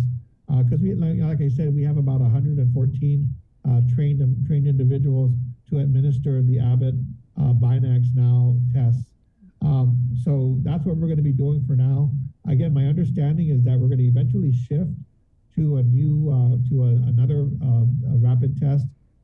Because I think the Abbott's BinaxNOW tests are going to be expired by the end of November, and they're no longer in production. So my understanding is Public Health is working to procure another kind of rapid test that hopefully, if everything works, it'll be the salival test, which I think everybody going through the testing will appreciate more than the nasal test. So we'll look forward to confirming that, once we get that from Public Health. But so just what about the student testing? I mean, that's going to still be required? Well, there is an executive order and Public Health guidance on that, and that says that, within a 90-day period, so looking towards the end of the year, there should be screening testing implemented with the goal of random student testing of about 10% of the population. So, that's a goal. There's a lot of further discussion needed regarding, number one, to ensure that that the screening testing is being done according to the appropriate public health expertise. And second of all, that we can work that out logistically to make, testing, 2,700 students on a regular basis is going to take some planning and organizing to do so. And that also takes into account that that there is going to be a consent required, as far as we understand it, before we can administer any tests. So it's going to be like, more along the lines of offering, the testing, the screening testing for our schools. If parents or students who are majority age don't consent, then we would just need to, we would move on from there to someone else who's willing to do it. So we don't see anything, we don't see any forcible testing as part of this plan. It's really a matter of us trying to figure out, what tests will be available for that effort. What is the appropriate way in which we should administer tests? How frequent do these need to occur? And then once we identify, that piece, how do we administer the test to 2,700 students? And that's every week. That's every week. Well, I don't think that's going to be every week. I think people recognize that might be, obviously tough. But if it's once a quarter, even, we still need to figure out whether that's in line with recommended, public health guidance. Not just public health here, but we're reading FDA and CDC guidance on what would be effective screening testing. So I think this is a lot more that we have to discuss and learn before full implementation begins, at least on our end. Right. All right. Well, thank you so much, John. Was there anything else that you wanted to get out to stakeholders, to the community? Well, hopefully we'll be able to pick a date. We're still planning for an October job fair. Like I said, as we scrub the budget, we'll be able to say, here are the actual positions that we'll be able to fill. Maybe it won't be as lengthy as what we were initially planning, but we're hoping we are planning to have it in person. We think that I think there will be a virtual option, but in person is usually what we're used to and what we think we can do safely. But we're still working out the details. Most likely it'll be typically, like the event, like use of Eventbrite or some type of platform to schedule your appointment, to come in, make sure your application's done. When you come in for interviews, we'll be able to run through that process and then hopefully make sure we fill some of those critical positions, especially the ones at the schools. So again, we're in the final stages of planning, and once we identify that date, it's going to take place on a Saturday. We're targeting, I guess, not this week, but maybe the following week as a potential date. But we'll make that announcement and get the details out to everyone once we just put that plan into a final form. All right. Thanks a lot, Thank you, John. All right. Thanks, guys. All right. Take it Stay easy. safe. Have a great week. There you go, Superintendent John Fernandez. With our Wednesday check-in there, Wednesday, October 13th, 2021. Good morning. Let's take a break, guys. A whole lot to unpack from that interview. We'll be right back with more of The Link next. Good morning. We know you're tired of hearing about COVID-19. Some of you are probably wondering whether this is ever going to end. However long it takes, we all have to do our part, including our children, to hold the line. You can protect yourself and your family by getting vaccinated. And if you're already vaccinated, don't let your guard down, because you can still give and get COVID-19. And if you're not vaccinated, remember that if you catch the virus, you could suffer more severe complications. At the end of the day, it's the choices we make to protect ourselves, our families, and our community that will control the spread. We know it sounds repetitive at this point, but again, wash your hands, watch your distance, and wear your mask. Together, we have to hold the line. See what's on TV tonight with schedules, network news and notes, local promotions and giveaways on KYM Communications social media pages. Like and follow us on Facebook or Instagram now for all the latest and never miss out. The Culture Club returns to KOAM Digital and KOAM News Weekend Edition, highlighting Guam's young artists, activists, and crafters as they work to protect, preserve, and promote our Chamorro culture. Watch this weekly feature on the digital platforms of KOAM News Weekend Edition, brought to you by Hanum. The KUAM Podcast Network is back and on demand, featuring a great variety of podcasts from our island and region, including culture, lifestyle, awareness, crime, politics, commentary, comedy, and entertainment. Available on most streaming platforms. the KUAM Podcast Network. Subscribe and listen now.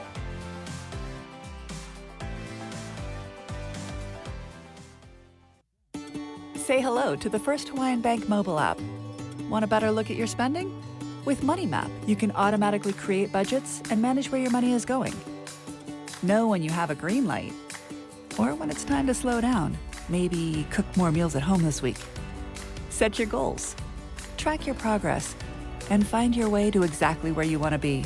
With Money Map from the First Hawaiian Bank mobile app. It all starts with yes. The relationship between Guam and Manila, Philippines is undeniable as we share similar cultural traditions, history, and heritage, with generations of Filipinos calling Guam home. KUAM presents a monthly look at the capital city featuring in-depth and engaging interviews on everything from medical tourism to new business and government leaders. Veteran newscaster Nestor Lecanto delivers Beyond Our Borders. This special program is brought to you by KFC and the Medical City, where patients are partners. Do you feel like you're missing out on something? Make life more rewarding with Pacific Points. Earn and redeem points for bill rebates and free load at IT&E, discounts on fuel at Shell, vouchers at Foodies, and United Mileage Plus miles. You can even pay with Pacific Points at IT&E, Shell, and Foodies. Pacific Points. Do more, get more. The relationship between Guam and Manila, Philippines is undeniable as we share similar cultural traditions, history, and heritage, with generations of Filipinos calling Guam home. KUAM presents a monthly look at the capital city featuring in-depth and engaging interviews on everything from medical tourism to new business and government leaders. Veteran newscaster Nestor Lecanto delivers Beyond Our Borders. This special program is brought to you by KFC and the Medical City, where patients are partners. GU Self-Storage, conveniently located near the Harmon McDonald's. We offer affordable rates, online payments, and auto bill pay for your convenience. Plus gate access daily from 6 a.m. to 9 p.m. Call us today at 648-7867 for more information. KUAM's multi-platform morning show, The Link, just got a little more delicious with Feed Me Fridays. Chris, Sabrina, Jason, and the rest of the morning crew will take some time off each Friday to talk, taste, and tempt you with all the latest and greatest food and drinks on Guam. Old faves, new hits, and everything else we can put in our bellies. It's Feed Me Fridays on The Link, brought to you by King's Restaurants, Ruby Tuesday Guam, and Devondale. Uno Mixed. We're mixing it up on the last Thursday of every month with a look at lifestyle, entertainment, food, and so much more on the stations, networks, and digital platforms of KUAM Communications. Uno Mixed is presented to you by Docomo Pacific, Better Together, and Pepsi.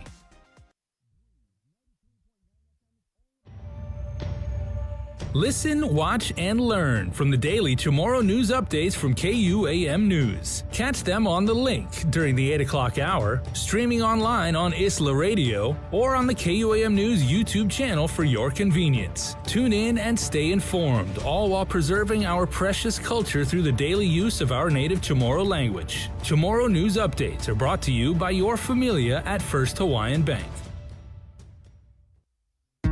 Learn about people and organizations making a difference in our community on the greater good every Wednesday during The Link. Building awareness, promoting events, generating change.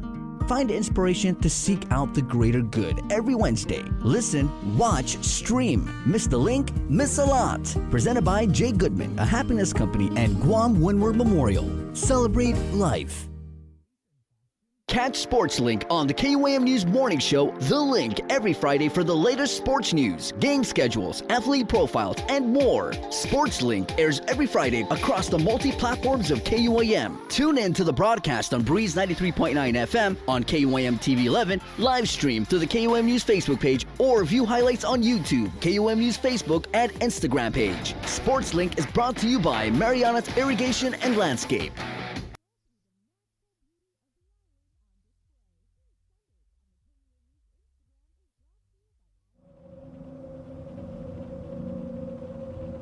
The Totomotna Tales. October on the KUAM Podcast Network.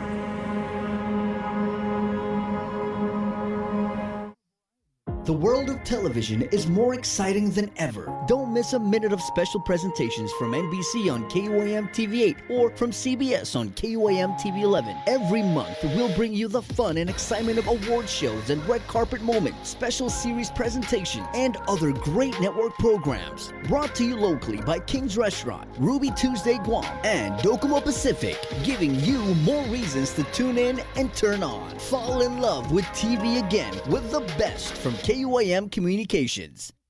This holiday season, we're once again bringing together the island's largest array of local vendors for a special innovative way for you to shop, broadcast, and go digital with Team KUAM. Join us on Sunday, November 28th for the annual Christmas Pops Virtual Holiday Market at 12 noon on KUAM TV8 and the KUAM News Facebook page, plus additional show times through December 11th. We'll also be featuring vendors daily with posts with QR codes and links on our social media pages beginning Monday, November 29th, and hosting an exclusive Christmas Pops website for your one-stop shopping. It's a safe and convenient way for you to shop local this holiday season. To reserve your spot, email promotions@kuam.com today. Virtual space is limited.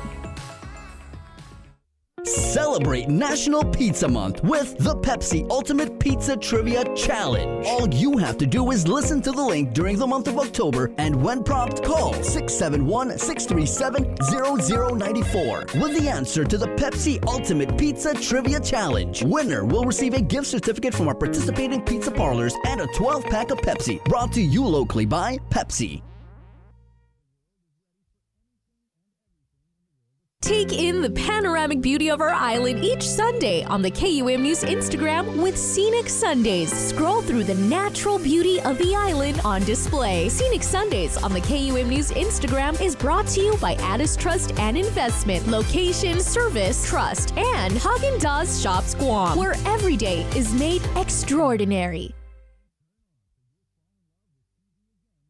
The Culture Club returns to KUAM Digital and KUAM News Weekend Edition, highlighting Guam's young artists, activists, and crafters as they work to protect, preserve, and promote our Chamorro culture. Watch this weekly feature on the digital platforms of KUAM News Weekend Edition, brought to you by Hanum. KUAM Communications continues our perpetuation of our Chamorro culture, language, and heritage, with features available to our listening and viewing audience, including streaming of Chamorro music 24 hours per day on Isla Digital Radio on KUAM.com and the KUAM News app. Chamorro News Update, weekdays on The Link and the KUAM News YouTube channel. Conversations about life in our Chamorro language podcast, Cuentos Tapoco, with Kin Conception. Seasonal specials, shows, and other features highlighting the beauty of our language, culture, and history. It's a new era of our continued commitment to our Chamorro heritage. Isla, watch, listen, stream. Viva Isla! Looking for TV schedules, upcoming sports, or special presentations, or what you may have missed over the busy week you had? Well, look no further than KUAM Digital Digest. This weekly emailed newsletter puts all kinds of information in the hands of subscribers each and every week. Just subscribe and we will make sure you keep up with your favorites and stay informed and entertained throughout it all. Go to KUAM.com, click on the newsletter tab, give us your email address, and you are all set. Brought to you in digital partnership with King's Restaurant and Ruby Tuesday Guam. It's the KUAM Digital Digest, your weekly guide to the latest information and best entertainment on the stations and platforms of KUAM.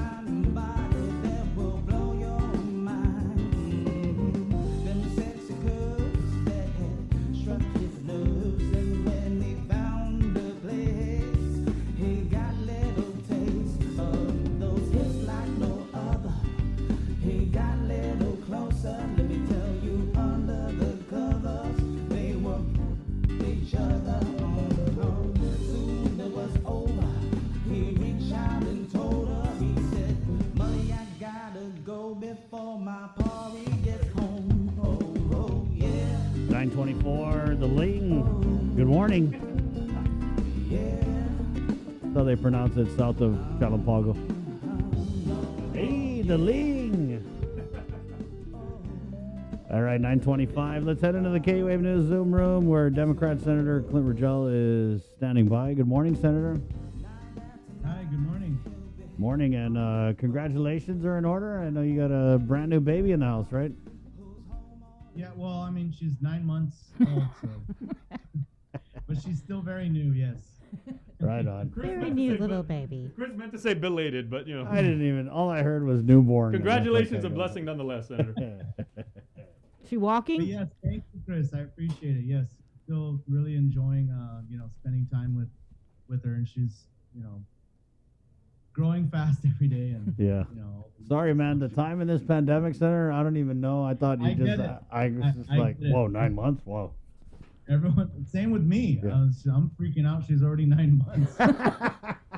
Next thing you know, she's going to be asking to borrow the car. Right. Can I have an iPhone? Oh, slow down, slow down. My daughter is already starting to talk about, when do I get to learn how to drive? And she's only 13. I'm like, you still got a few more years. Yep. Slow down. Mhm.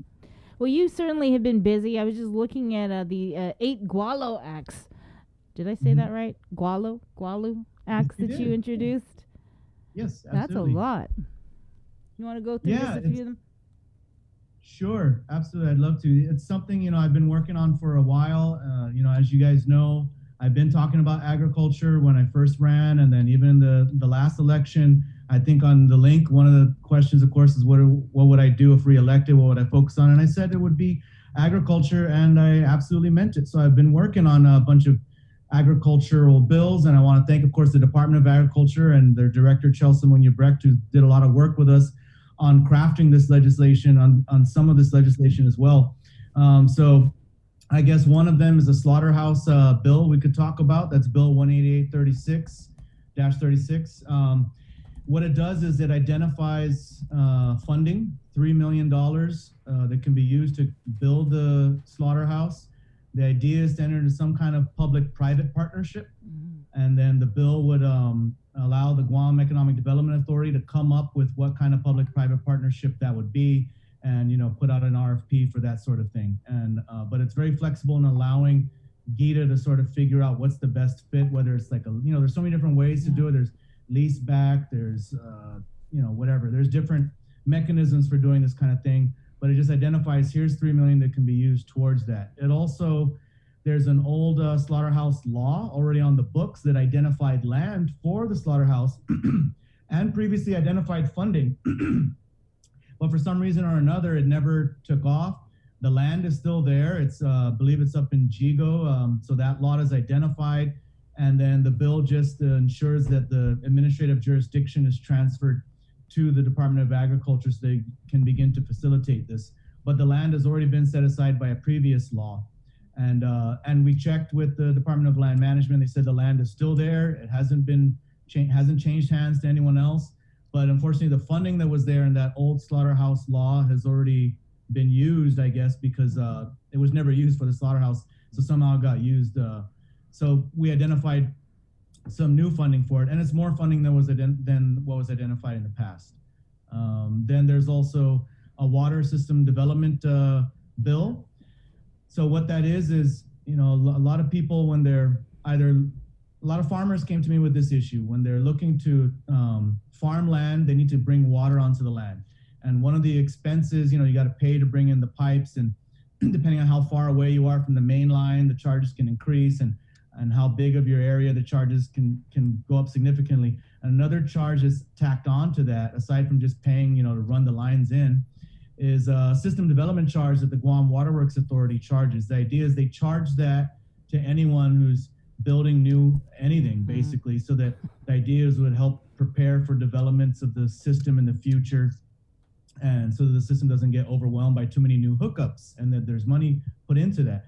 So first we were thinking of, how do we reduce that amount? And, but I understand that GWA is a real stickler on this. So instead we found some funding, and that funding, the idea is we'll put it into an account so that any farmers that go in can use that money. So basically, it's the government of Guam subsidizing that system development charge. So, Yeah, and but that's we a also, big deal, the bill- actually, because I know when Yeah, I was building a house, oh my goodness, the cost Yes. just to bring in the line. It's like people Absolutely. who are building a home, really, you need to make sure you set aside money for that. Yeah.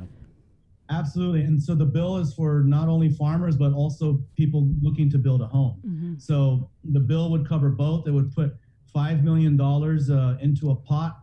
And we took a look at what the average system development charge that's collected annually, and it's about 1.5 million. So we're thinking we start out with 5 million, and that would create a good pot there for people who want to go in and connect their houses, build houses, or even farms. And then that funding source would be able to pay for it. So at least it would alleviate the system development charge for those people. So that's that bill. In addition to that,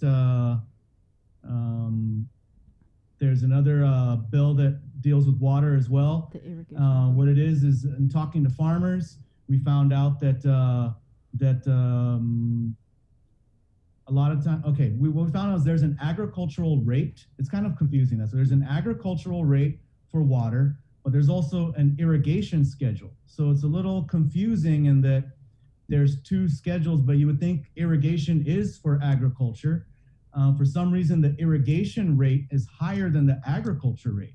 So you can qualify for this agricultural rate, but if you're irrigating your field, which is what most farmers do, you're paying a higher rate than the agricultural rate. So my bill says GWA, CCU, PUC, figure this out and create a better rate for irrigation that's in line with agriculture, because I think the whole purpose of an agricultural rate is to allow farmers to have lower rates for water, so they can be able to feed their crops water. So it doesn't make sense that you have an agricultural rate, but farmers do irrigation. So anyone farming on a real scale is going to do irrigation. They're paying for some reason a higher rate. So the bill just says fix this rate issue, create a new rate schedule for irrigation that's in line with at least make it the same as the agriculture rate. Mm-hmm. So I don't understand why the irrigation rate is different. The best I could come up with is maybe because they didn't want, golf courses or something, I'm sure, do irrigation. So maybe they didn't want golf courses to pay, a cheaper rate. That's fine. Can we figure something out that's just for farmers? Let them, since you're getting an agricultural rate, make it the same as the irrigation that you're going to be using on your farm. So that's another one of the bills. Another bill is a GRAP bill, or I don't know if it's GRAP's what I call it. It's the Guam Registered Apprenticeship Program. Currently, we have that program, and what this bill does is it allows, so farmers already don't pay BPTs. They are exempt from BPTs, which is a great thing, and I think we should continue that if we want to encourage local agriculture. So because they're exempt from BPTs, they can't really avail of some of the benefits in the Guam Registered Apprenticeship Program, which is you get some BPT offsets if you hire apprentices. So instead, what it allows the farmer to do is link up with another company that does pay BPT, then that company will give employees to the farmer, and then that company will then get those tax benefits. And that's basically what the Guam Registered Apprenticeship Program bill does. How many? That's 4. So that's enough. Yeah. Okay. But certainly, good job Yeah, on question. introducing all of these measures. I did also just want to follow up on recreational marijuana and is it the rules and regs? I think it went from the AG's office to back to the committee or the commission, and then I'm not sure if it went back to the AG's office. Just wondering where are we? Last I heard, it's back at the Cannabis Control Board. Okay. The AG's office did make a bunch of recommended changes to it. So they made a bunch of recommendations. They basically marked it all up, sent it back, and said, we recommend you fix all these things. So my understanding is that CCB is working on fixing it. I don't know how far along they are with fixing it. I have asked, and I've been asking. My understanding is that some of the major parts that need work done on it is with the public health section and the rev and tax section. And my understanding is, right now, both rev and tax and public health kind of have other priorities that they seem to be focusing on more with the pandemic. Public health's really busy with the pandemic, keeping up with that, and rev and tax is also busy with getting out payments related to all the pandemic programs as well. So it's something I'm going to keep following up on. I'm just as disappointed as everyone else. The rules and regulations absolutely should have been ready by now. There's just no ifs, ands, or buts about it. I don't understand why they're not ready yet. I mean, I know these things take time. We were in another, there was a forum held by the district court a few weeks back. Yeah. I'm sure you guys covered it. And in that, there were questions where they asked, there's some off-island guys in the cannabis industry, and they asked them, what are their thoughts? Are they surprised that it's taken this long for rules and regs on Guam? And quite frankly, the guy from, I think, the States or Canada, I don't remember if it's from the States or Canada, said that he's not surprised. That he said usually for jurisdictions, it's a very new thing. It's more surprising when they figure it out quicker. But that said, it should have been done already. So it is something that other jurisdictions have struggled with putting their rules and regulations together. But still, for me, it should have been done by now. And so I'm just waiting for the Cannabis Control Board to finish. And I would recommend to you guys, get members of the Cannabis Control Board on the show and please ask them what the status is of the rules and regulations. Definitely, yeah. Well, I did a story on it. It was a few weeks ago. So the AG had submitted the changes to the Cannabis Control Board. According to the chair, Vanessa Williams, the CCB will review the changes. AG approves, and then it goes to the legislature. The governor has already sent her approval. So that's where we are. And then I'm sure you know when you guys get to the legislature, there's a certain amount of time you have to either just rubber stamp it or have a hearing and further amend it, right? Right. So the good news is once it gets to the legislature, there is a clock that starts ticking automatically, 90 days. Right. So if it's nothing's done with it in 90 days, it lapses into the Guam rules, to the GAR, as they call it. So if nothing's done in 90 days, it goes in. So that's the good news, is that we won't be able to stall on it because we got 90 days or else it automatically lapses in. But in those 90 days, we can amend it, we can change it. And we are required, I believe, to hold a public hearing on it. So I'll have to hold another public hearing on it. And then at that time, we'll see what we do. Well, we know over there in the NMI, our Tomas Maglotnia is supposed to sit down and break bud with some, cannabis businesses that are already up in smoke. No pun intended. Yeah, they kudos to the CNMI. They got their program going. Mad props to them. I think they did a great job. They definitely beat us to the punch. They did pass their bill first, so they actually they legalized it before we did, because I remember they legalized it while I was on the campaign trail, and I mentioned it while I was campaigning. I was saying, look, these guys just legalized it. We should legalize it too.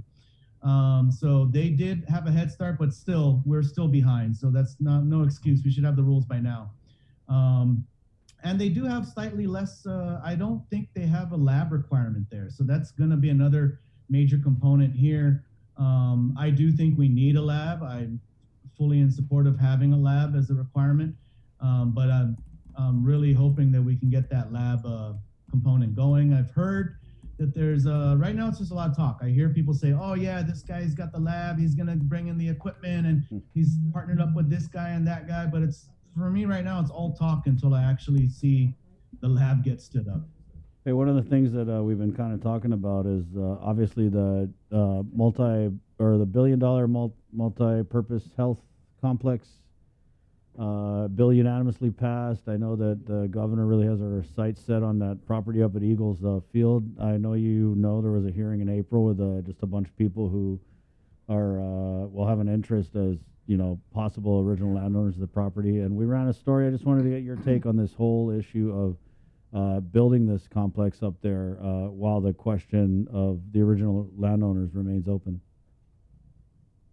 Yeah, I'm not too familiar with that question, the original landowners. I did catch the story that you did, so that's really all I know about it. I mean, if they have a claim to the property and they haven't been paid, then we got to pay them. That's it to me. We got to pay out. And I did see in the story you did, the governor was mentioning that her information was that all the claimants had been settled. So I think it's a matter of, making sure that that's the case. And there's ways to do it. I mean, legally, there's ways to determine whether or not there's a clear title to the property. That's what there's actually companies that, title insurance companies that do that. They ensure that the title is clear on the property. So of course we have to ensure that the title is clear and that no one has claims to the property, and anyone with claims to the property is properly compensated for it. I don't know the details. I haven't looked at it. I saw you did do an interview and they had some documents and stuff. So I, without being able to review the documents myself, and I'm not a land attorney myself. It's like, let the legal authorities take this up. If it has to go through court, then let it go through court. All right. There's a legal remedy for this, is what I'm trying to say. Right, Let's just do the legal remedy for this. All right. Well, thanks a lot, Senator Rajel, for coming on. Appreciate it. I have 4 more agriculture bills. If you I know. Yeah. I think we get the point. Next week, maybe? Yeah, let's go next week. No, I'm down. Oh, and also point of clarification, Chris, the estate of Cheech and Chong wrote, and they said we cannot use Up in Smoke. Okay, That's I'm copyrighted sorry. them. We got to pay $1 Yeah. every time we say Up in Smoke. Oh, there you go. Thanks, Senator. Thank you very much. Senator. Take care. All right, 9:41. We're going to take just a really quick break, and we're coming back with Jason Solis on the link. Good morning. Celebrate National Pizza Month with the Pepsi Ultimate Pizza Trivia Challenge. All you have to do is listen to the link during the month of October, and when prompted, call 671-637-0094 with the answer to the Pepsi Ultimate Pizza Trivia Challenge. Winner will receive a gift certificate from our participating pizza parlors and a 12-pack of Pepsi, brought to you locally by Pepsi. This holiday season, we're once again bringing together the island's largest array of local vendors for a special innovative way for you to shop, broadcast, and go digital with Team KUAM. Join us on Sunday, November 28th for the annual Christmas Pops Virtual Holiday Market at 12 noon on KUAM TV8 and the KUAM News Facebook page, plus additional show times through December 11th. We'll also be featuring vendors daily with posts with QR codes and links on our social media pages beginning Monday, November 29th, and hosting an exclusive Christmas Pops website for your one-stop shopping. It's a safe and convenient way for you to shop local this holiday season. To reserve your spot, email promotions@kuam.com today. Virtual space is limited.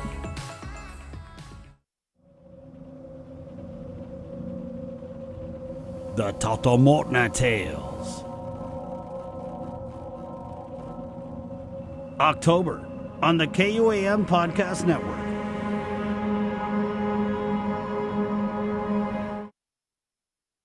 We know you're tired of hearing about COVID-19. Some of you are probably wondering whether this is ever going to end. However long it takes, we all have to do our part, including our children, to hold the line. You can protect yourself and your family by getting vaccinated. And if you're already vaccinated, don't let your guard down, because you can still give and get COVID-19. And if you're not vaccinated, remember that if you catch the virus, you could suffer more severe complications. At the end of the day, it's the choices we make to protect ourselves, our families, and our community that will control the spread. We know it sounds repetitive at this point, but again, wash your hands, watch your distance, and wear your mask. Together, we have to hold the line.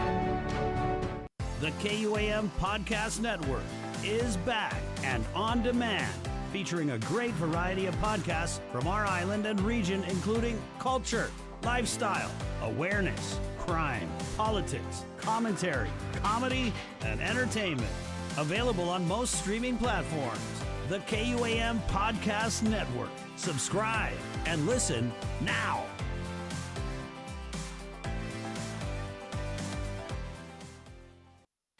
Breast cancer is the second leading cause of cancer death in women. The chances that a woman will die of breast cancer is about 1 in 38. Although there is no sure way to prevent breast cancer, there are certain things that you can do, such as eat healthier and exercise. For more information about breast cancer, go to the American Cancer Society's website at cancer.org. Also, on October 22nd, we invite you to Think Pink by wearing the color pink on that day in solidarity of our breast cancer survivors and warriors.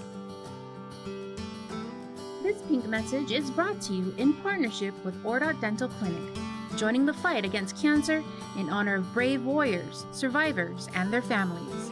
Island Cancer Center and American Cancer Society.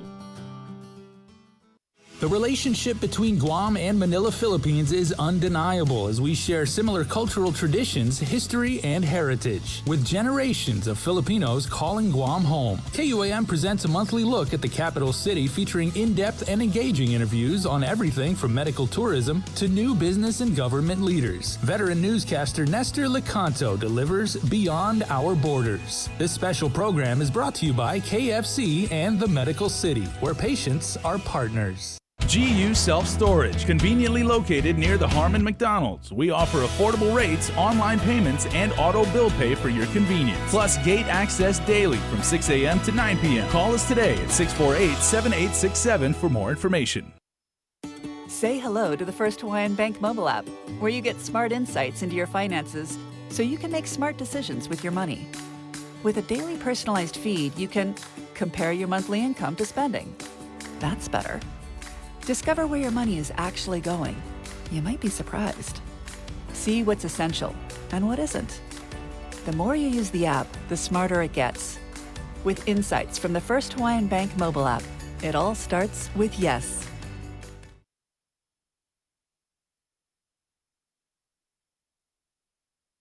Do you feel like you're missing out on something? Make life more rewarding with Pacific Points. Earn and redeem points for bill rebates and free load at IT&E, discounts on fuel at Shell, vouchers at Foodies, and United Mileage Plus miles. You can even pay with Pacific Points at IT&E, Shell, and Foodies. Pacific Points. Do more, get more. Things for our island community.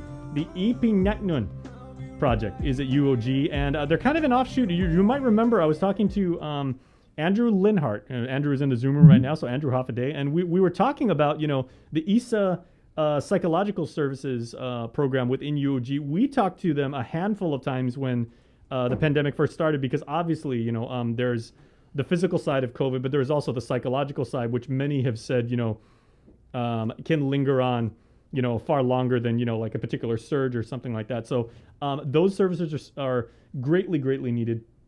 And your project right now is actually giving people the ability to anonymously share messages of hope, of inspiration, and what have you, right? To help the community. So you can explain your program way better than I can, because it's a wonderful program. And welcome to the show, first of all. All right. So hello, everyone. My name is Andrew Linhart, and I'm a graduate student at the University of Guam. But I'm here in my role as a student program assistant for Ipanangin Campus Suicide Prevention Program.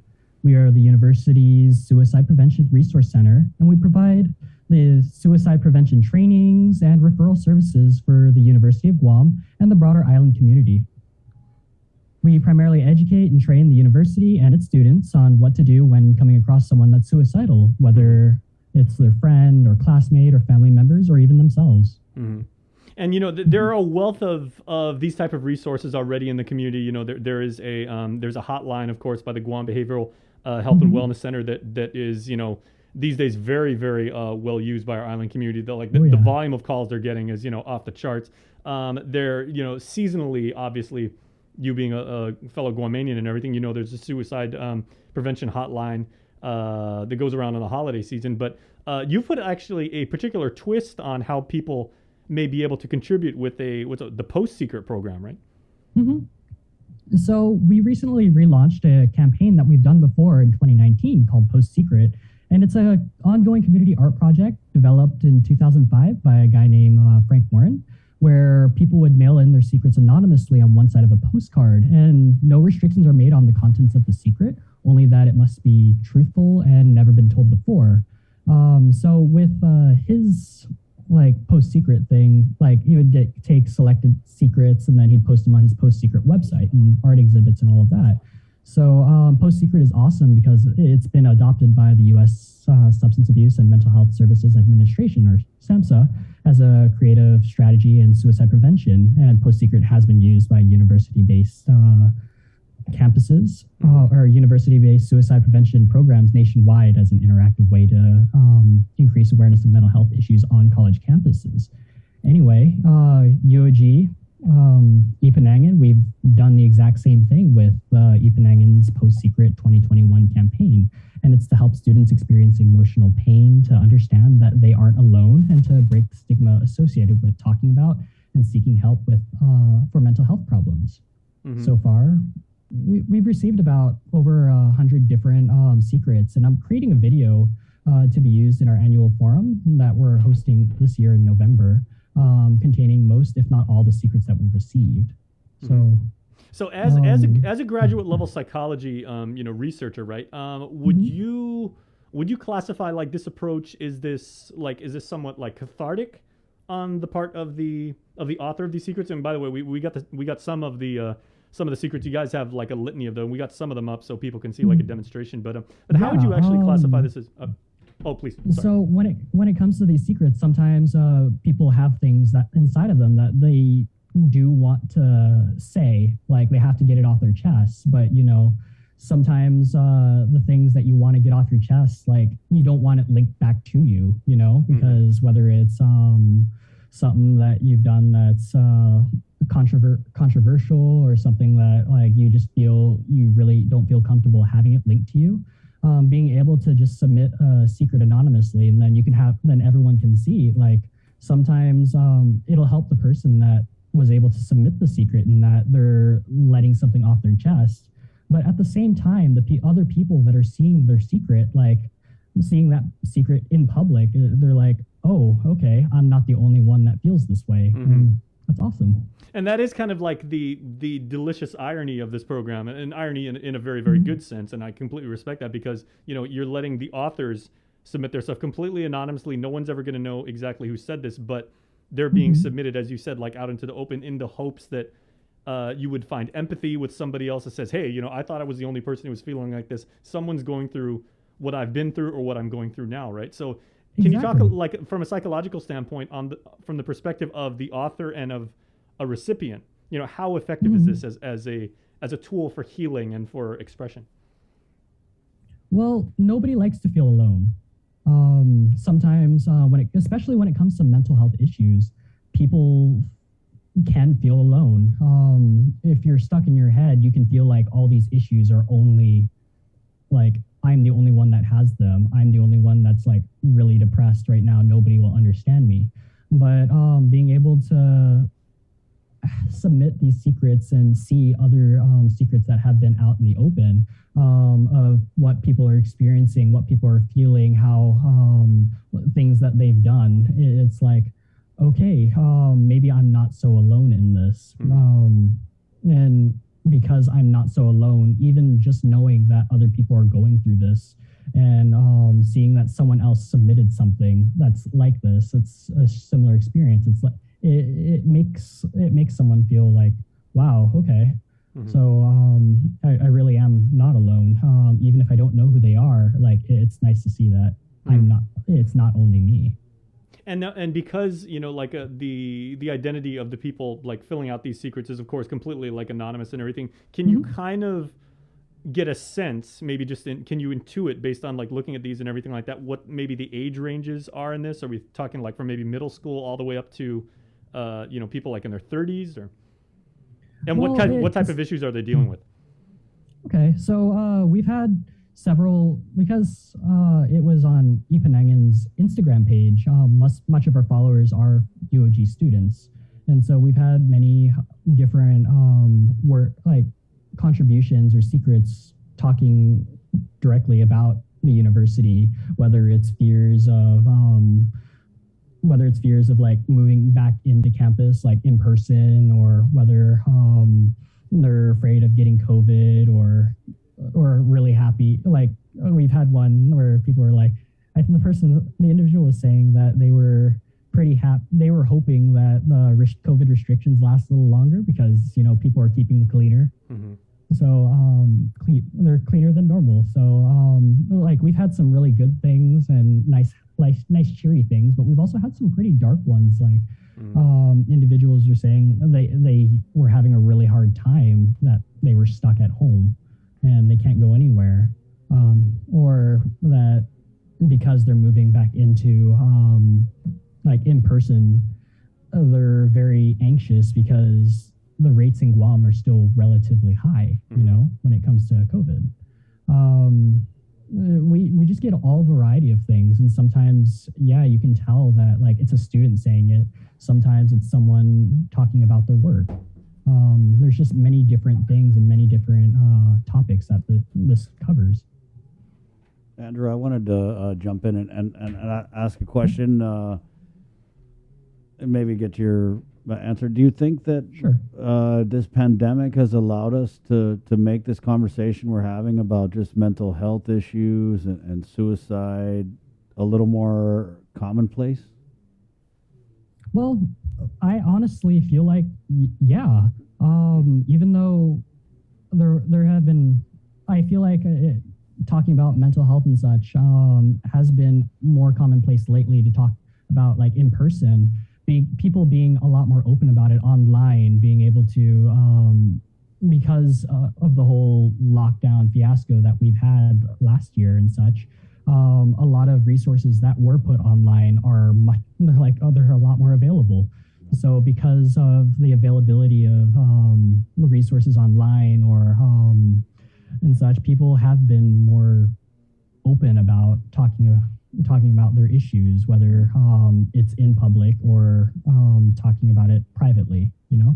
Right. And do you feel like that's, I mean, to me, I feel like it's a big win because, I mean, here on the show, we've talked about how we're just going through, I mean, trying to make it through every day, right? It comes with a certain weight living in this unprecedented time.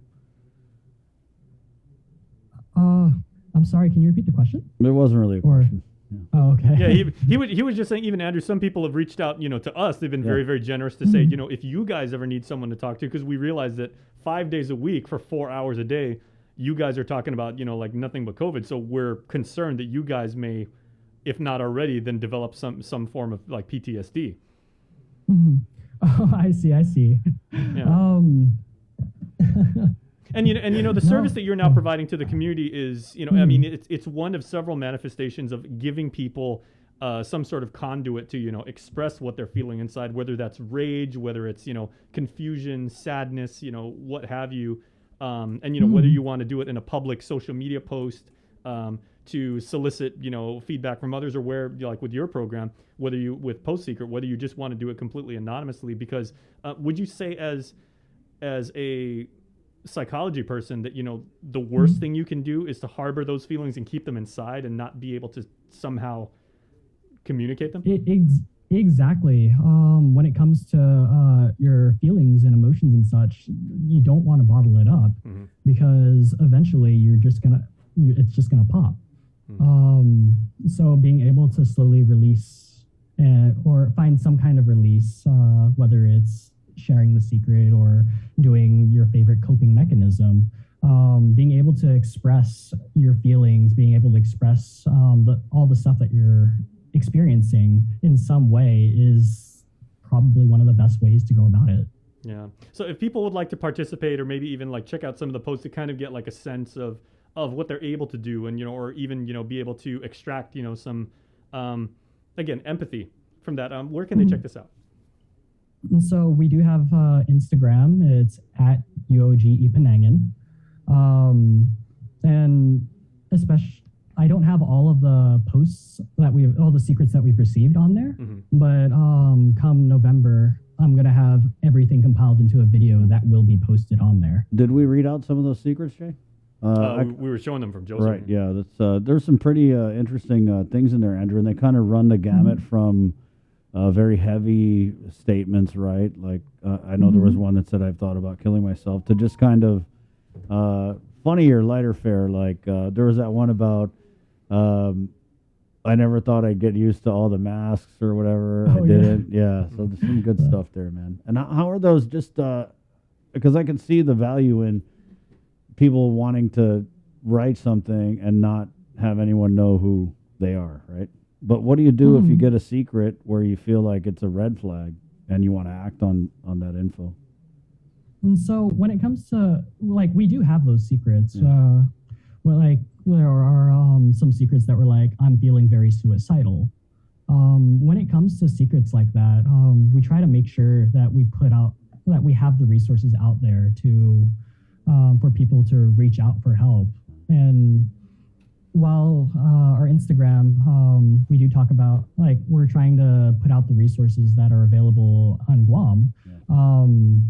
There are various one of the problems that come with releasing these doing these secrets anonymously is when someone does have a very a secret that's a huge red flag. It's kind of hard to track them down and be like, hey, do you need help? So in order to do that, like you have to just make sure the information where they can get help is public and available for them to.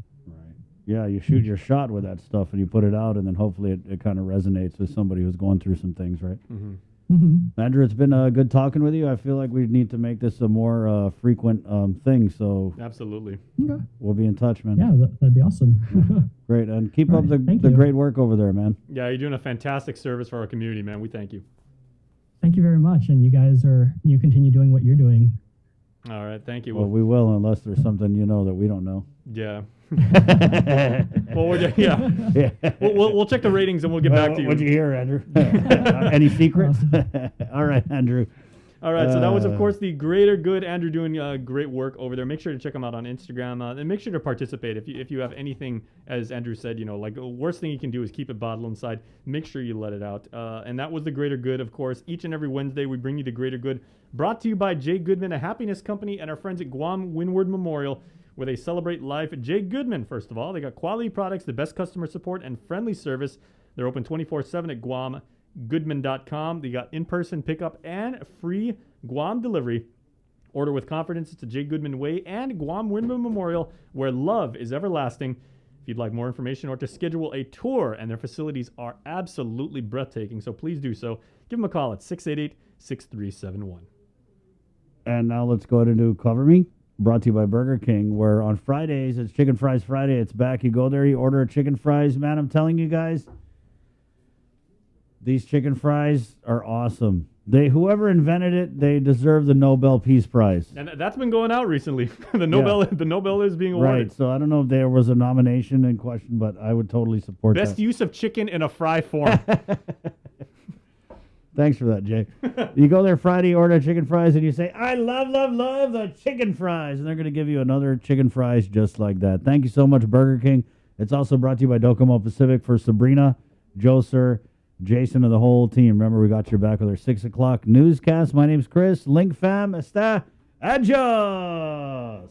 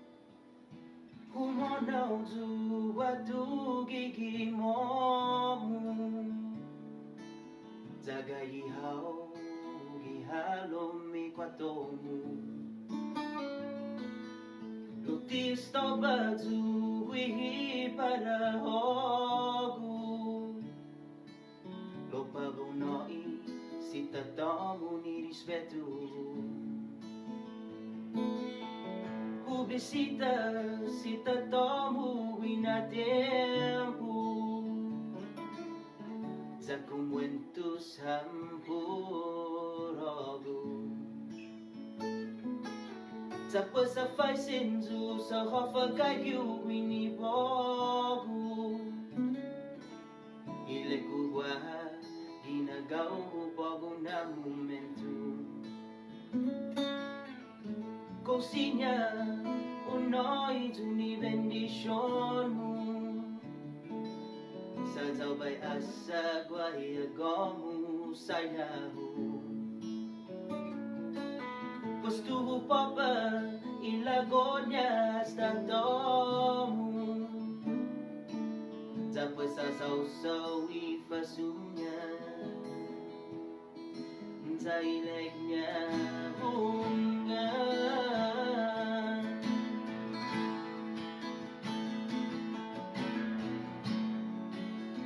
Hofa para bay utokwi Zengin tay graw kifiyonu Hotzi para kustodioti An kwengi sinhoku Hoti para go cantoti Tengin ti ogu iasa kohu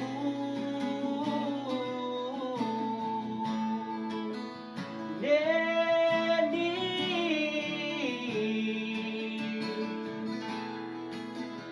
Goti kanayu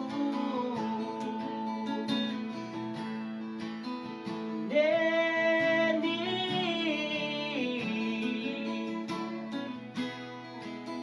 Siku ilabyosu Sa situs para benisi Iquinay tata